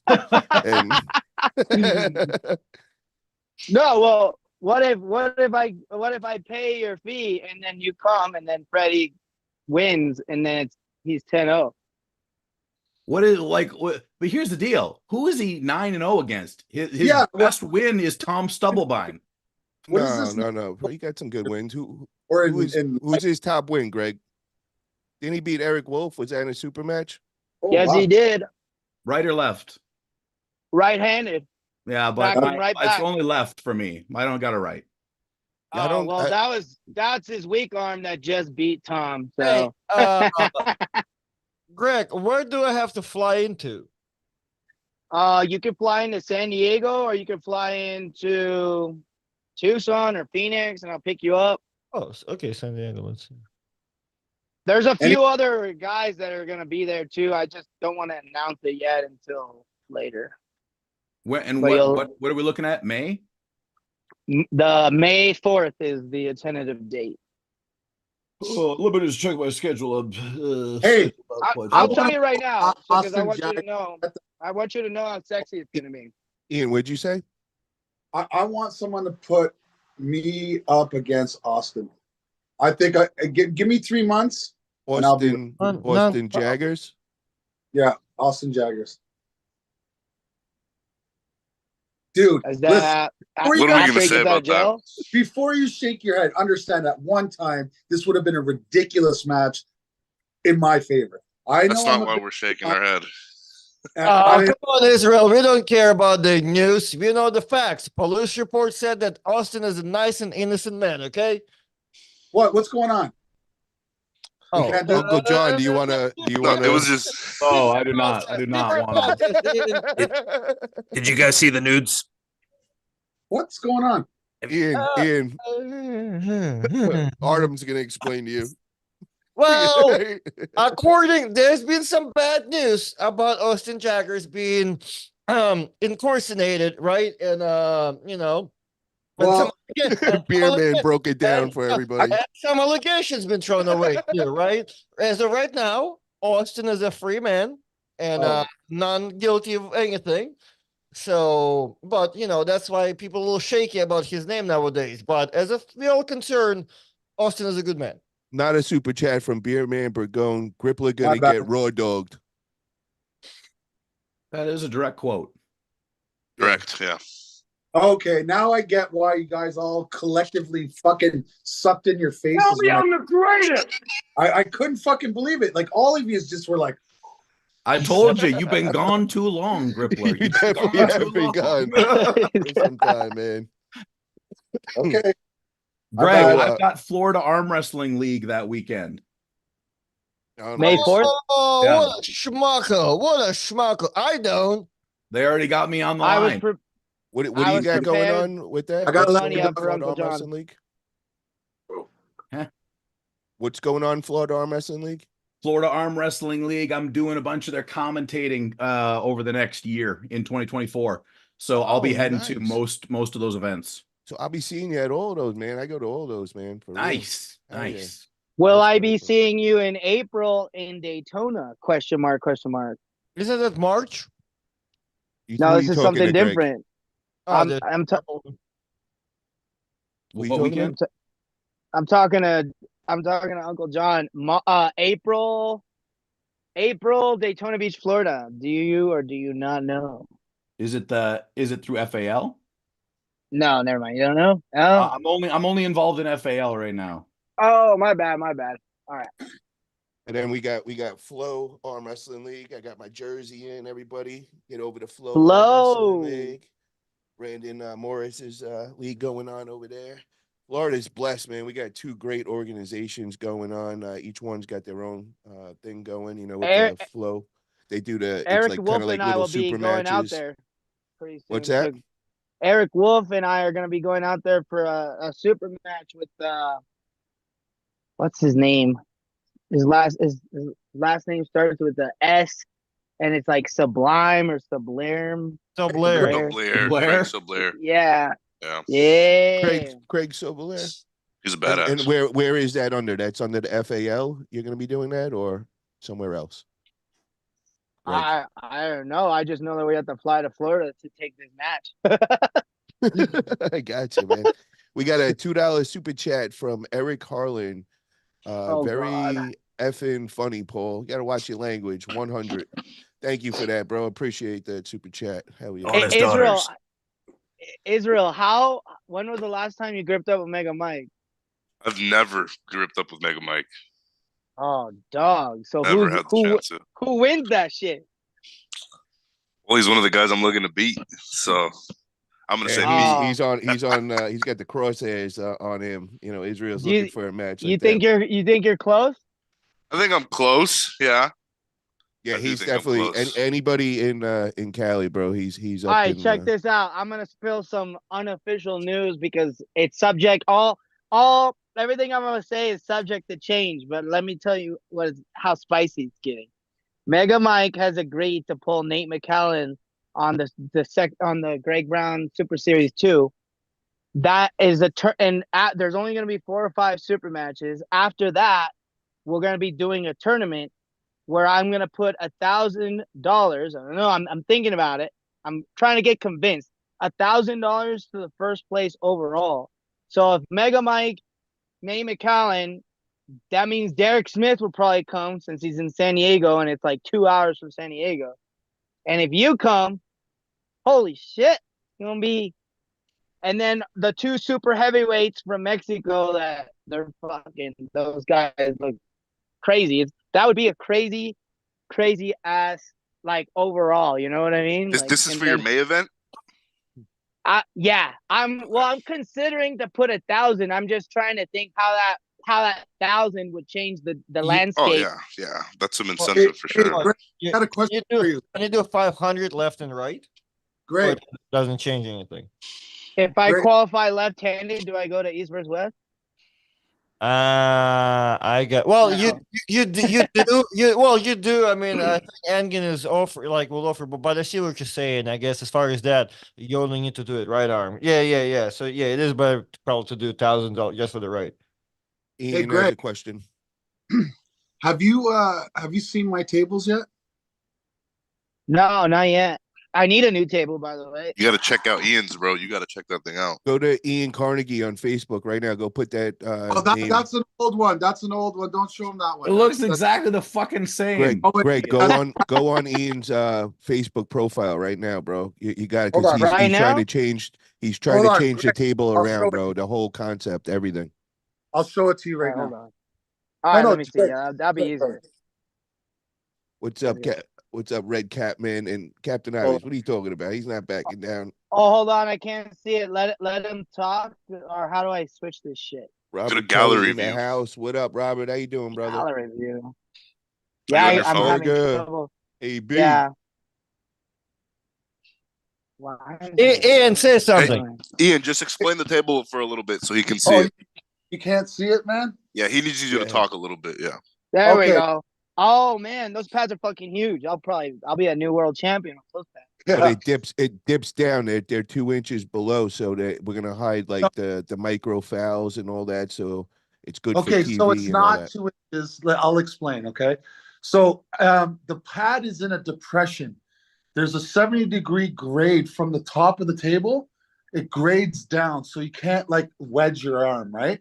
It's a big 8x10, and it's split in the middle only on setup. So if we're doing right-handed, you have to be right of center, left of center if you're doing left-handed. There's no corners. When I get my production table, the corner will actually be a slope. Can you see this elbow bend or whatever? The slope will come down to meet here like a teardrop, and you can put your logo on there, right? And then when it comes up, it'll come up across here, and you can put your name of your league right here. Does that make sense? Yeah. Here's the rules. Here's the rules. Look how hard it is to fall off of this. You cannot fall out of here.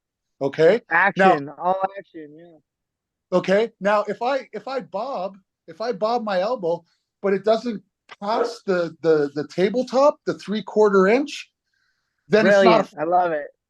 So, because if the referee's here and look, the sight lines for the referee are fucked. You can't see shit. You see that? You can't see nothing. So how can you call a foul? You can't see. Because if you're at the table level, right? And if I come So out you're of gonna the- micros roll. That's it. So you know what I I mean? love Like it. all these bobs that they say they're never going to call, you can't call it on this. The only way you could call it is if you come above the 3/4 inch and then the elbow is exposed in the air, right? And then you're not even trying. You get I'm what I not gonna mean? lie, bro. I think that's a really sexy innovation. I mean, I think a lot of the old arm wrestlers aren't gonna like it, but Of course. it's But we need a they're old. transition. We need a transition from like traditional arm wrestling to like arm wrestling entertainment, like like WWE and Yes. WWF. Sports entertainment.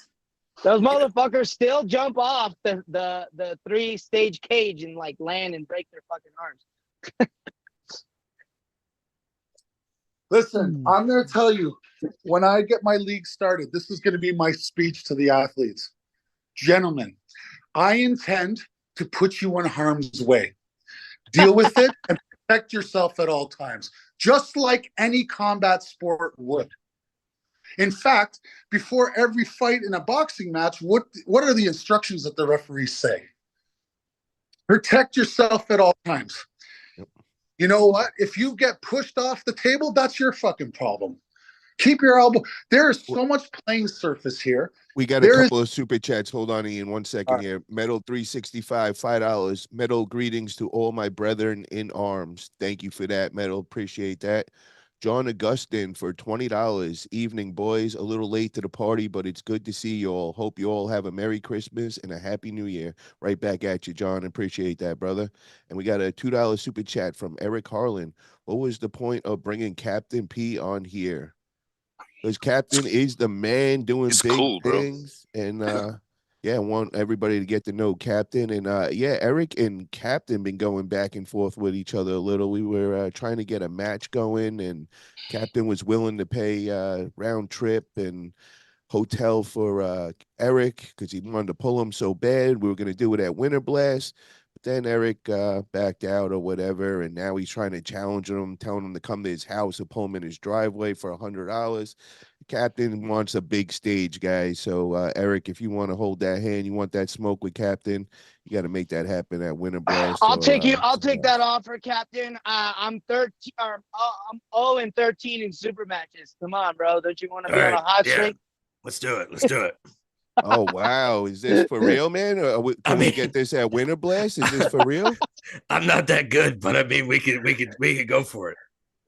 Yeah, Greg's not that good either, man. He's 10-year amateur, bro. I can't wait to and beat he lives Paul, up to guys. it. I'll be your first win. Yeah, there you go. Warm me up. Look who's in the chat, guys. Freddie Sanchez. He says, "I heard Uncle John wants that smoke." No, I just want Yes, an easy bro. payday, Freddie. That's Not all. only does Just he easy want payday. Not only does he want that smoke with you, he says he wants Tom Stubbleblind first, then he'll go through you, and then did you add somebody else on there? Jody, bro. He said Jody Jody. all on Jody the same Williams at day. the end also, so he's just lining them up these days, bro. He ain't playing. We He's ready to take got a all super chat from Ricardo Vidal for 129 pesos. He goes, "We need That's my Paul boy. Italia in Mexico, June 4th, Greg and Magoo Promotions event." Thank you for that, Ricardo. Appreciate that, brother. Hell yeah, man. So that's my boy right there. hell yeah. So what's up, Uncle John and Freddie, man? Because I honestly I think that's actually a match, man. I think that's the only thing here is we got to get the arm lined up, man. Is Freddie's not a left-hand puller, you're not a right-hand puller. You know, I mean, what could we do here?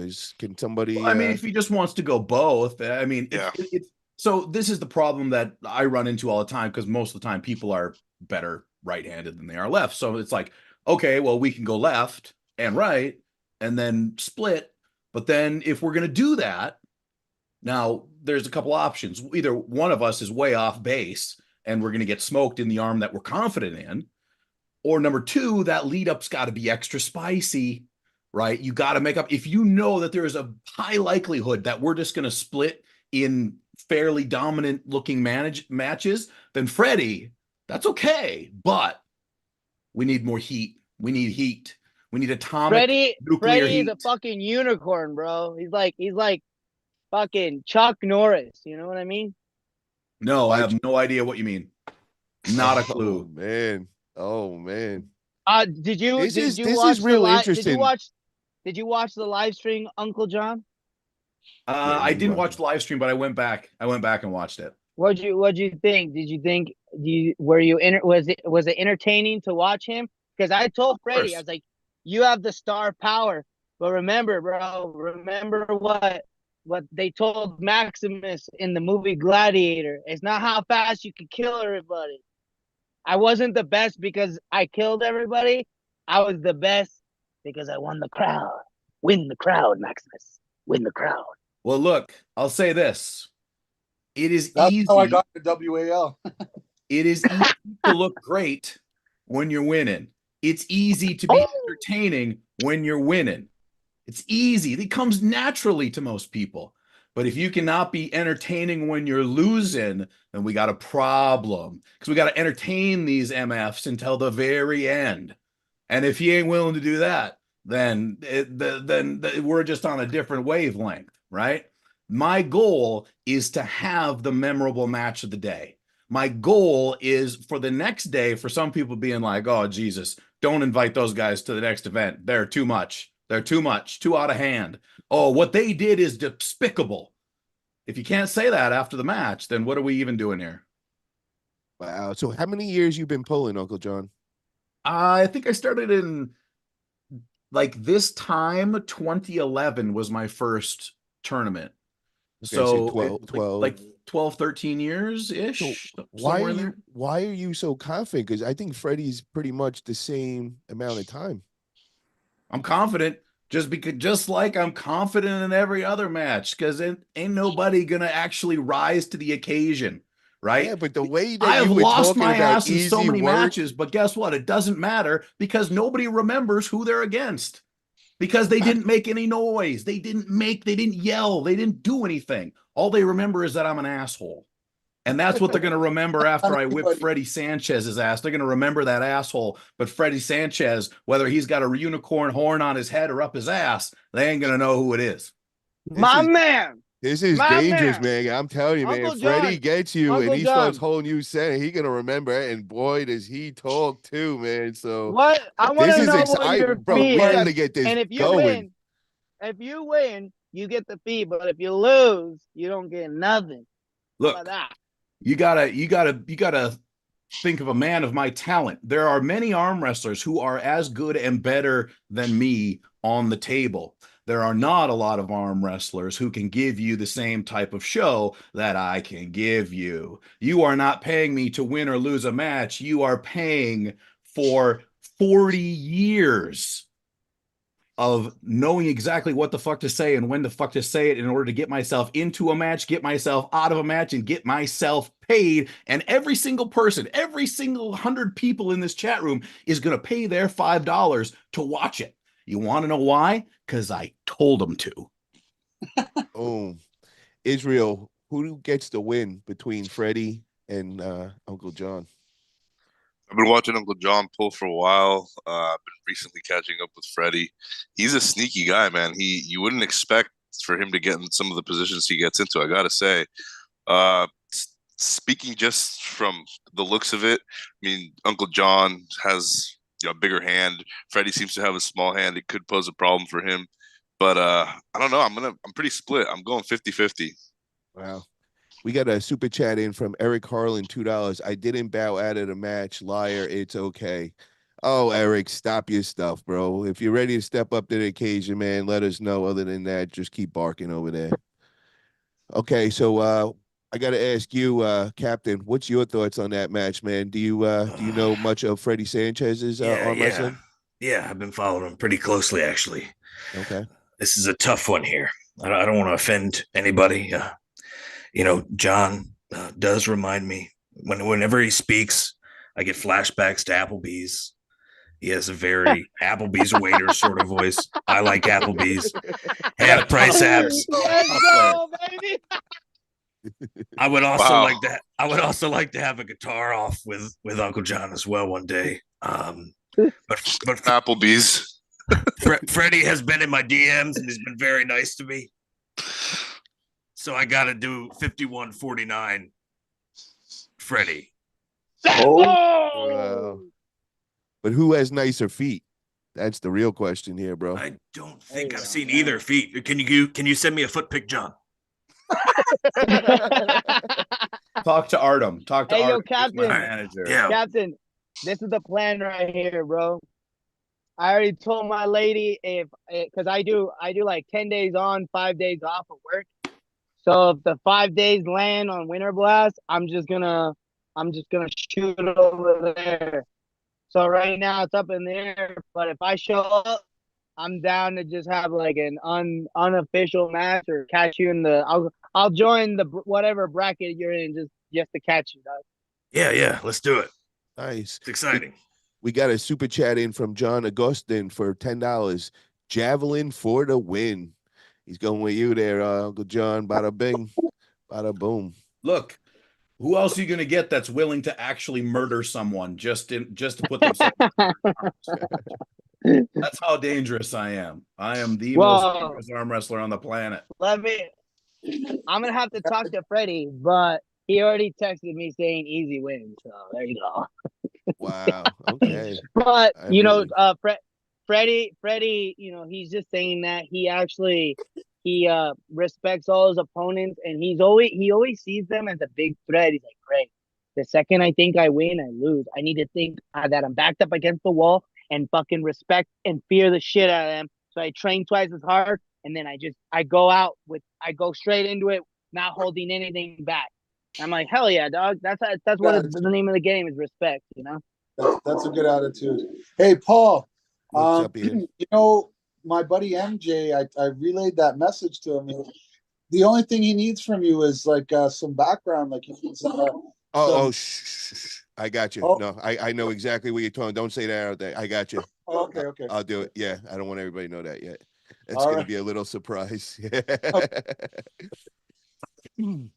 Well, So- let me tell you something about respect and Freddie Sanchez having a lot of respect. He's good. He's smart. He's smart for doing that. But don't make me even think for 1 second that I got one little shred of respect for Freddie Sanchez. He beat Tom Stubblebine. Who was Tom Stubblebine? Who was Freddie Sanchez before they started going on YouTube? They're nobody. Nobody knew him. Nobody knew who they are. This guy, Freddie Sanchez, has been arm wrestling for 12 years. Never even heard of the guy. I've been all over the place. I've been all over He's the world. top 25, bro. He's Nobody top knows. 25. Nobody knows who he is. Guess what? Motherfucker. Win or There you go. lose, I will make Freddie Sanchez a household name within the arm wrestling community. True. This guy, bro. I mean, I'll turn him into a Is verb if Artem you still want. here? I can't see. I don't have gallery view on. John Conor McGregor of arm wrestling. It's like you get a match with John. We made it, baby. Break out the red panties. That's why you pay the man the money. Yo, Captain. So what's up with you, man? In super matches, brother? Are you ready for them? Do you have anybody else out on a hit list or anything? Ryan and I were talking, and he threw out the name Josh Berger. I don't know if that'll happen, but that'd be fun. Okay. I like Josh. Josh is a pretty memey guy. Yeah, Josh is a real good arm wrestler, but you definitely have you have like double the size of him. So Yeah, Yeah, well, what weight class? Like, what? How tall are you, Captain Pretentious? What do you weigh? I'm 5'10" and I'm 290. Okay, Yeah. he's around. That's it. He's around your side. How tall are you, Israel? Like you're I'm 6 6', 290. Yeah. Yeah, same weight. Gotcha. So yeah, that could be an interesting with Josh Berger. I think Josh is only like 155, 160, but I mean he's really good arm wrestler, been arm wrestling, I think like 7-8 years. Yeah. So that could be an interesting one for sure. But yeah, I would love to just see the lead up in your videos leading up to that, man, because you definitely got a gift. Where did you learn how to edit like that and all that kind of stuff? I did a little bit of like freelance stuff for Adult Swim, so I got some of it from there for the Tim and Eric production group. I worked with That's Tim where- and Eric. That's pretty cool. Oh Yeah. Do you watch Tim and Eric, John? Well, I don't know, but Steve Brule is basically my dad. So yeah, I've probably heard of him before. Okay. Sterling Archer, baby. I'll be putting my presents under the Crimbus tree this year. Thank you very much. There you go. Do you know the puppeteer guy, David Liebehart? He's like the guy with the cat. Yeah, I followed him around on a few tour dates. It was very strange. It was That guy is Strange experience. wild. Yeah, it's Wild. real. It's not an act at all. It's incredible. Awesome. We got a super chat from Paul Italia Cigar for $2. Did Tom retire after his left? Where is Grip and Rip? No, Tom did not retire. I don't know. I didn't hear from Tom this week, so I don't know where he is. I think we might have been a little too rough on him last week. Everybody was kind of teasing him and all. Greg was He took it really ruthless. well. He took Yeah, it really well. well, he disappeared this week, so I don't know All right, how hats well he off took to it, him. bro. And Grip and Rip, he is away on how he's doing some for the holidays, and as soon as he gets back, he's gonna make an appearance. I actually spoke with him actually earlier today, so yeah, he'll be making some appearances. And then Pradeep is he's in like the CIA of India, and they got him on a crazy schedule right now, so he hasn't been able to make the last couple of shows. But I think his bid for doing this time schedule will be over soon, and he'll be back on regularly as well too. So That's but starting to pop up more and more. Like I was in Derek Smith live stream, and they're like, "Whatever happened to Greg and Pradeep?" And I'm like, "Oh yeah, whatever happened to me and Pradeep?" But I like would start responding to it in the chat. But that would be a cool. I still think that's like that match could sell some tickets. Like imagine how many people would tune in to like East versus West knowing Pradeep was about to arm wrestle. Like I would 10 times more rather see like a YouTuber that I like than like a pro arm wrestler. Like the whole Jake Paul thing I keep bringing up, you know? So let me ask you guys. I want to get you guys' opinion. What is the best way for a new arm wrestler to get out there? It's like everybody's dream to get their own super matches, get on one of these big cards and all. So, what do you guys think is the key to get out there? Let's ask you, John, first. So the number one thing that you have to do, in my opinion, you have to have a base level of skill. Okay. You have to work to get that base level of skill. That should be your goal to be competitive and continue to rise. But that's not the most important thing. Okay. That's the base upon which you build things. So it's very important. However, it is far more important in the long term to be able to tell me and everyone else who watches you who you are. Okay. There's a lot of good arm wrestlers in the world, a lot of great arm wrestlers in the world. Nobody really cares if you're one of them. There's a very small amount of people that care about your actual level of arm wrestling. But they do care about who you are. They care about what you think. They care about the style with which you carry yourself. A lot of cool people in arm wrestling too. A lot of weird guys, a lot of cool guys, a lot of just different humans. Some of them know how to get their point across. Others do not. There are a million guys that are so much better at arm wrestling than 90% of the people that we know that are named people, myself included. But they wouldn't be able to say 5 words into a camera if you forced them to. Like upon fear of death, they would not be able to do it. So for me, I have this argument all day back and forth. Is it WWE? Is it a professional sport? For me, it's in the middle of that. Okay. The matches are real. The intensity at which I pull is real. Pretty much everything else that exists within my being is an exaggeration of some sort or another, because I enjoy it. That's when I'm happiest in my life, is when I can, do the things I do. And if I have a dance partner that's willing to do it with me, oh my God, just roll me over, because I'm going to be in ecstasy for, well, we're going to climax a few times before we get to the main event, if you know what I mean. You just nailed it, Uncle John. That is the perfect way to say it. Captain, what's your idea? What do you think, brother? Well, I am a new arm wrestler, so I haven't really proven anything yet in terms of my ability to get out there, but I definitely I've put a lot of stock into image and personality and the character.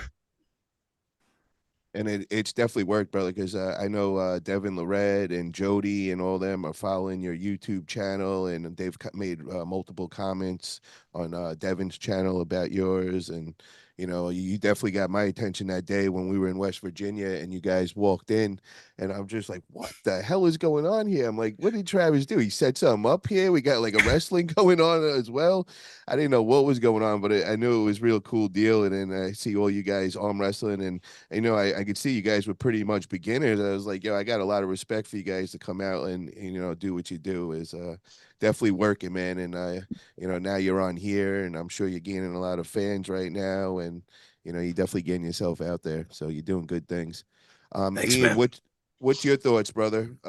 What's the best way for a new arm wrestler to get out there and to start getting the calls for the super matches and all? Okay. Well, I'm going to get into that, but I just want to touch on Captain here. Uh, just so you know, I don't know if you know my family history, but I come from a professional wrestling family, like early WWF. I have cousins that were WWE. I really like what you're doing. I think it's cool. I love the mask, the persona.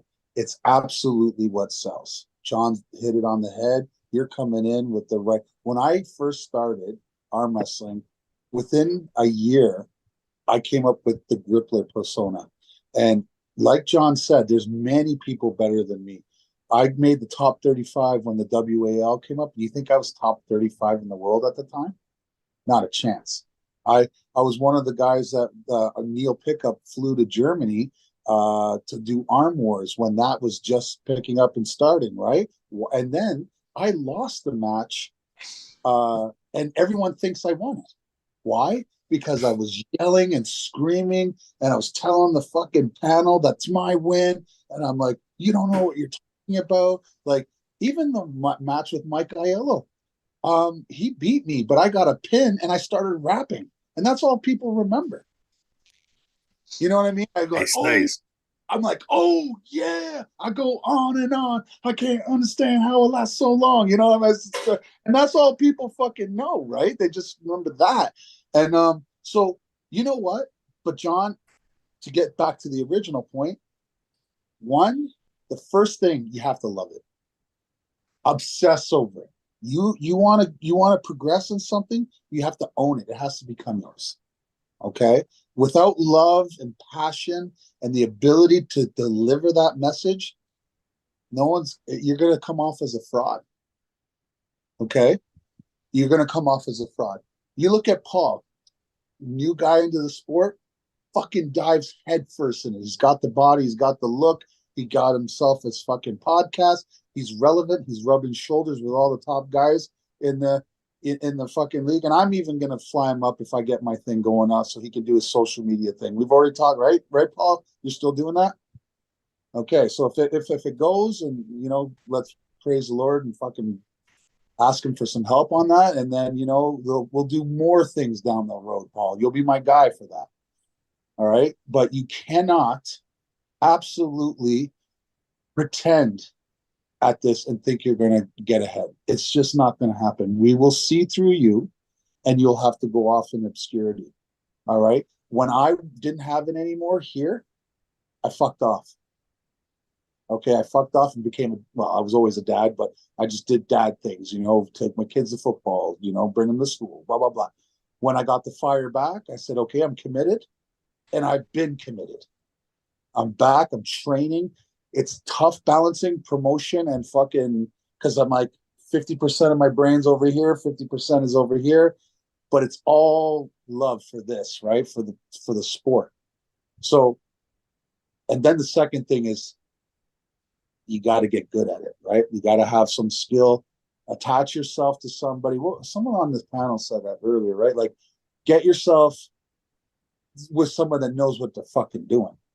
Don't, have them teach you, and if you don't have that, like, I don't know, do you have training partners, Captain? Not the best ones, but I have linked up with Paul Lynn, so hopefully we'll be training together soon. Oh, okay, good. That dude should probably try to get somebody stronger. yeah that dude's mega. Okay, so I love Paul. I'm gonna see him soon. I saw him about a month and a half ago, and I'm gonna see him real soon. Anyway, he's a great guy. And if you can't, I would say go back and look at any training video that Devin has done in the last 15 years. And I'll tell you why. Devin goes through these cycles, right? He has this format of training and that format of training, and he changes it. But you know what? I actually feel like he was right all the way up.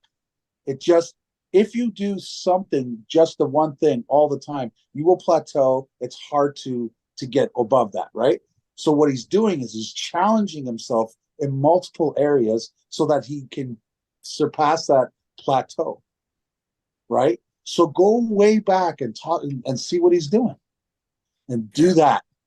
Take that, because is there a better blueprint? I mean, I guess you could dump a fucking truckload of human growth hormone and make yourself a science project like Levon and fucking Saplenkov, or you could say this is a journey.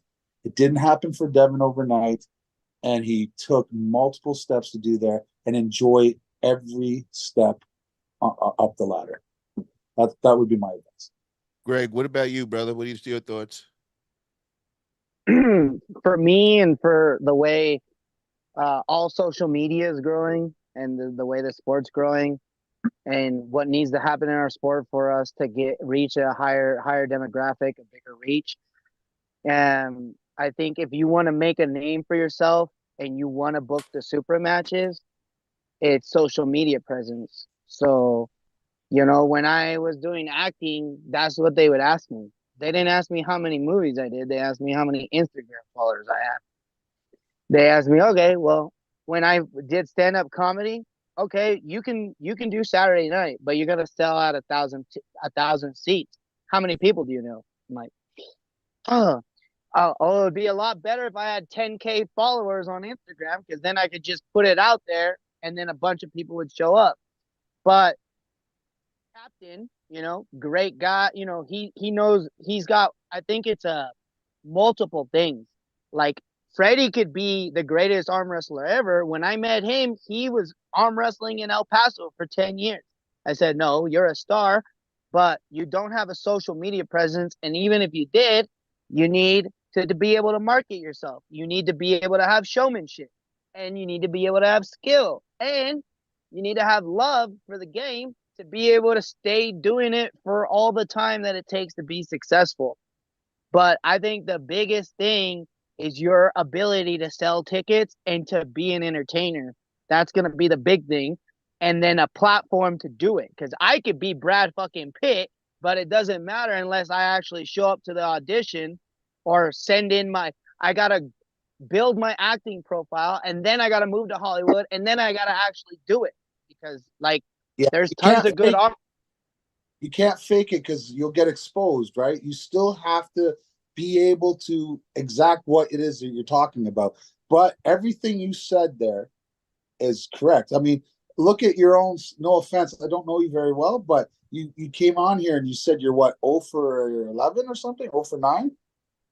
13, and I got offers around the block, brother. So that's perfect. But if you're I think the question, that's so funny.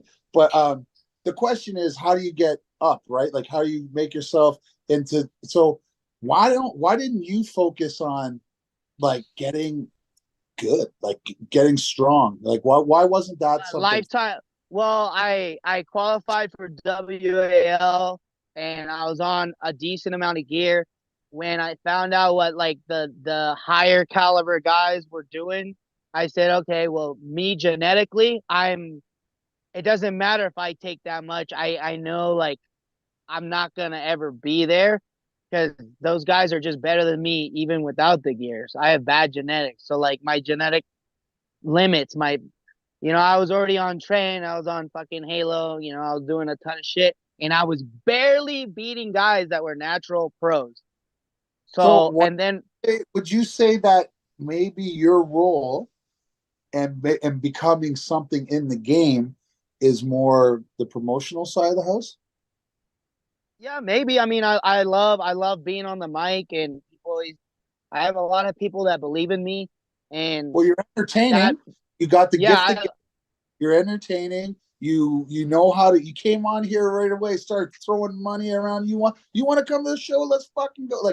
That's where I see you at. If you're self-admitted, look, I'm going to tell you that Stewie Griffin thing where he's like, remember when he said, if you believe you can or you can't, you're right. So you've already told yourself you're genetically not meant for this, right? But you love the sport. So why don't you ride what it is that you are good at? And that is, you're charismatic, you're fucking engaging, and you got love, and it exudes out of you. Anybody disagree with that? No, I That you're agree with trying that. to make a gay proposition to him? No, I Yeah. agree completely with that. Oh, well, you guys know, right? I swing both. appreciate you, Ian. I appreciate you. Yeah, bro. I mean, Ryan Seacrest, what does he do except talk and be good looking? The guy's a fucking star. I'm like, maybe that's me, you know? Like he I wanna- doesn't do much, you know? Do your thing. I want to ask Israel now. What do you think, bro, is the key? Because I know you're trying to get out there, and you're kind of on that path right now yourself. Yeah, I was just gonna say that. Ian and Uncle John basically hit the nail on the head in the grand scheme of things. But I'm someone who I've been arm wrestling for just about 10 years now, and I'm just starting to kind of get out there.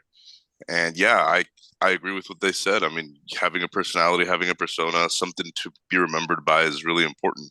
And I'm seeing that, you could be one of the greatest arm wrestlers in the world, and if you don't talk to people, you don't get out there, people aren't really going to know who you are. So there's definitely a lot of weight to the personality aspect of, being Israel, a social media person. you're 100% right, and I'm gonna give you guys I'll tell you a little story. I know most of you know, but you know who went and arm wrestled Shaquille O'Neal, right? You guys know who did that? The one Who that did- lost or won? Who did Well, that? well, you and Devin. So, can I ask you guys a question? At the time that the WAL were picking the people to go there, was I the second best arm wrestler in the fucking WAL? Probably close. No, I wasn't. Shut up. I was probably 15th, and there's 30 of us, so I was middle of the pack. Okay.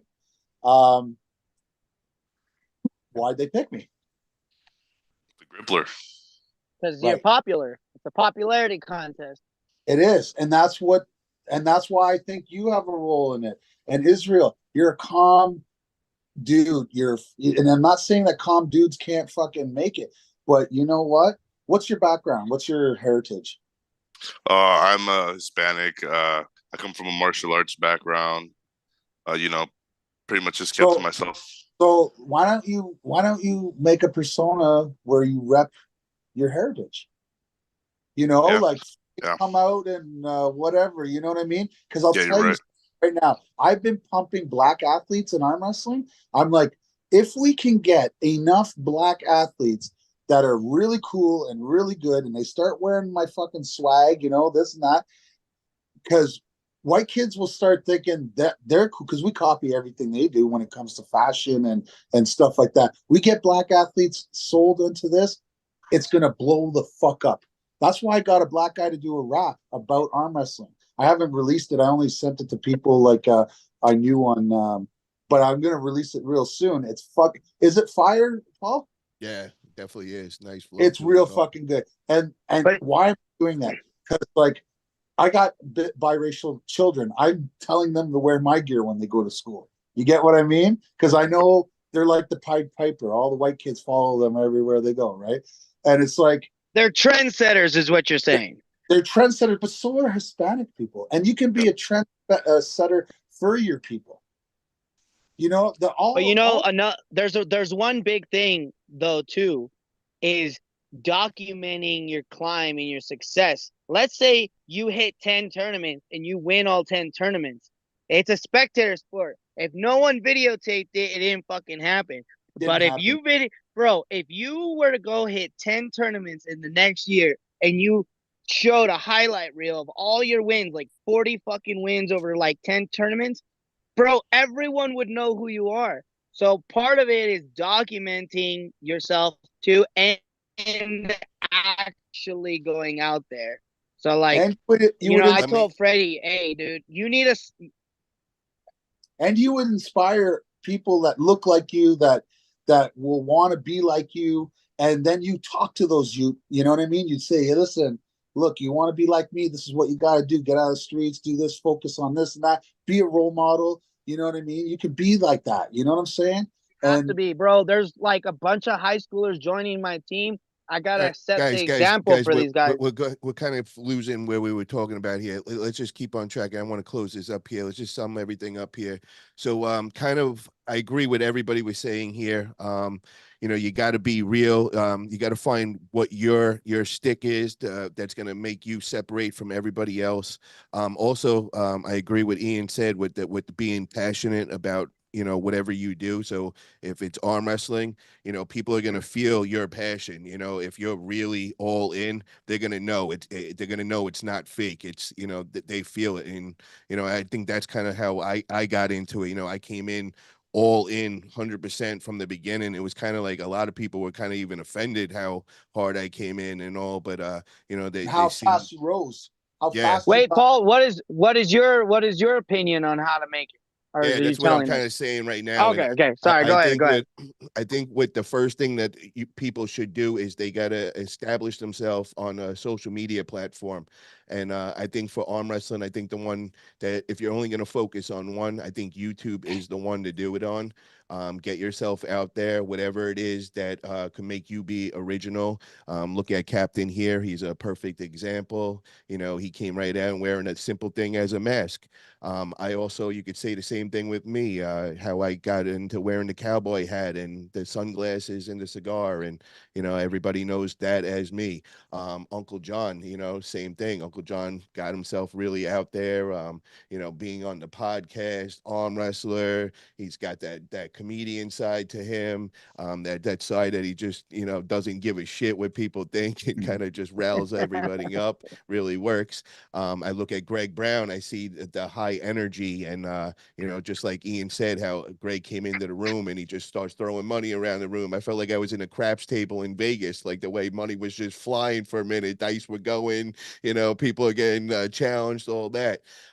Ian, I watched you do your thing, man. I just like you said, bro, first time I ever seen you was with the Shaquille O'Neal and Devin Lorette, and I was like, "Holy shit, bro! This dude is no joke, man. Top of the world." And seen you in WAL, and you had the whole character.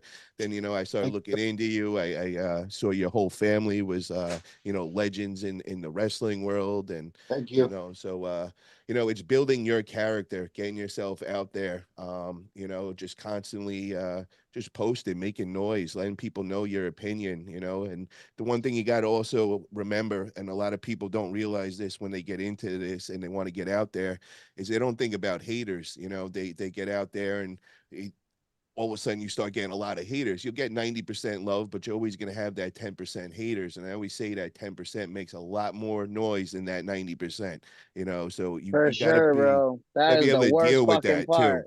Yeah, you got to be able. It could be a bad thing or it could be a good thing. At the beginning when I first started, you could see it out on the internet. I got all these people making videos. Oh my God, Paul Italia threatened me and all. I was handling it the wrong way. I was getting all crazy, making threats to people and all. And now I just laugh it off. I troll them. I'm even worse than they are. I just go right back at them, and you don't take it personal and all. So that's something to think about. Also, being in the spotlight, you're definitely gonna have a lot of haters as well. So.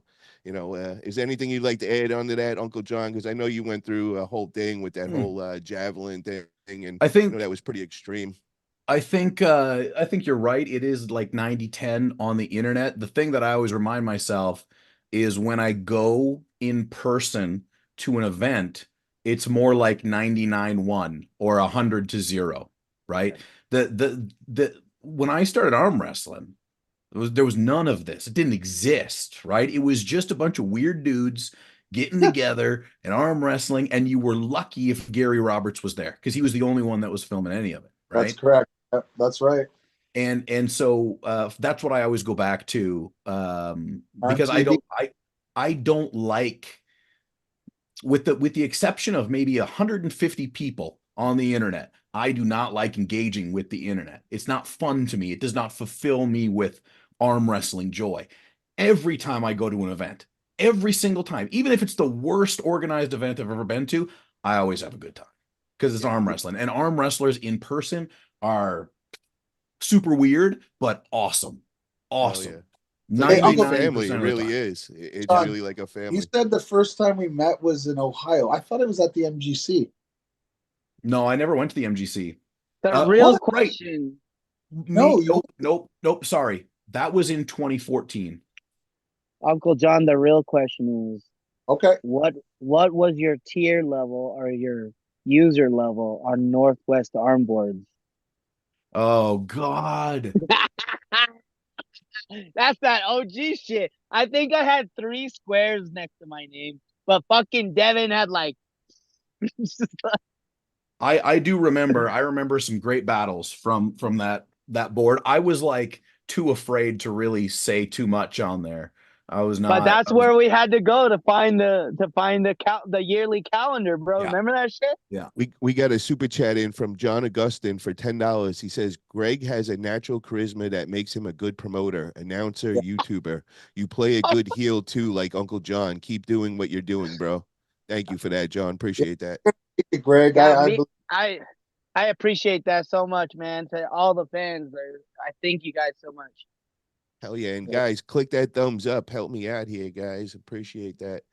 And guys, before we call it a night, Ian, is there anywhere you would like to shout out, and as far as people getting a hold of you or anything you'd like to promote? Well, I just understand, guys, that I've been getting DMs flooded about the tables and sales and all that stuff. I'm not hooked up with any kind of actual manufacturer, and my CAD has not been.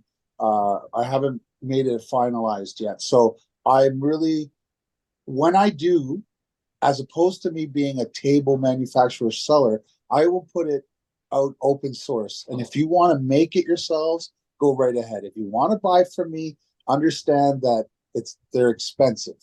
They're expensive to make. They're not just cheap things, right? So if you insist on getting it from me, it will be expensive plus the shipping. But if you want, and you got a guy that knows how to build, I will send him the plans free of charge, and he can make it for you. Okay. So Wow, until someone That's calls, awesome. that is until- awesome, Ian. okay. Well, I appreciate it, guys. You can Greg DM. Brown, Greg Brown, where would you like to shout out? I want to shout out to Los Mexicanos. Gracias por todo tu apoyo. And yeah, that's it. Get over to Greg Brown TV over on YouTube. Click that subscribe, and also check I want out to his shout out to last event. Paul. Fuck yeah, bro. I mean, thinking back on the 9th, bro, you fucking came down there, rented out that mansion, showed up, fucking hammered out 3-0. What a guy. What a guy. Thanks, brother. Appreciate that. Captain, first off, tell them about that YouTube, man. Definitely check out Captain's YouTube for real. Yeah, Lawless Luchadors. You can just type that in, and same thing on Instagram, Lawless Luchadors. Anything Check it else? out. Subbed, baby. Oh, I yeah.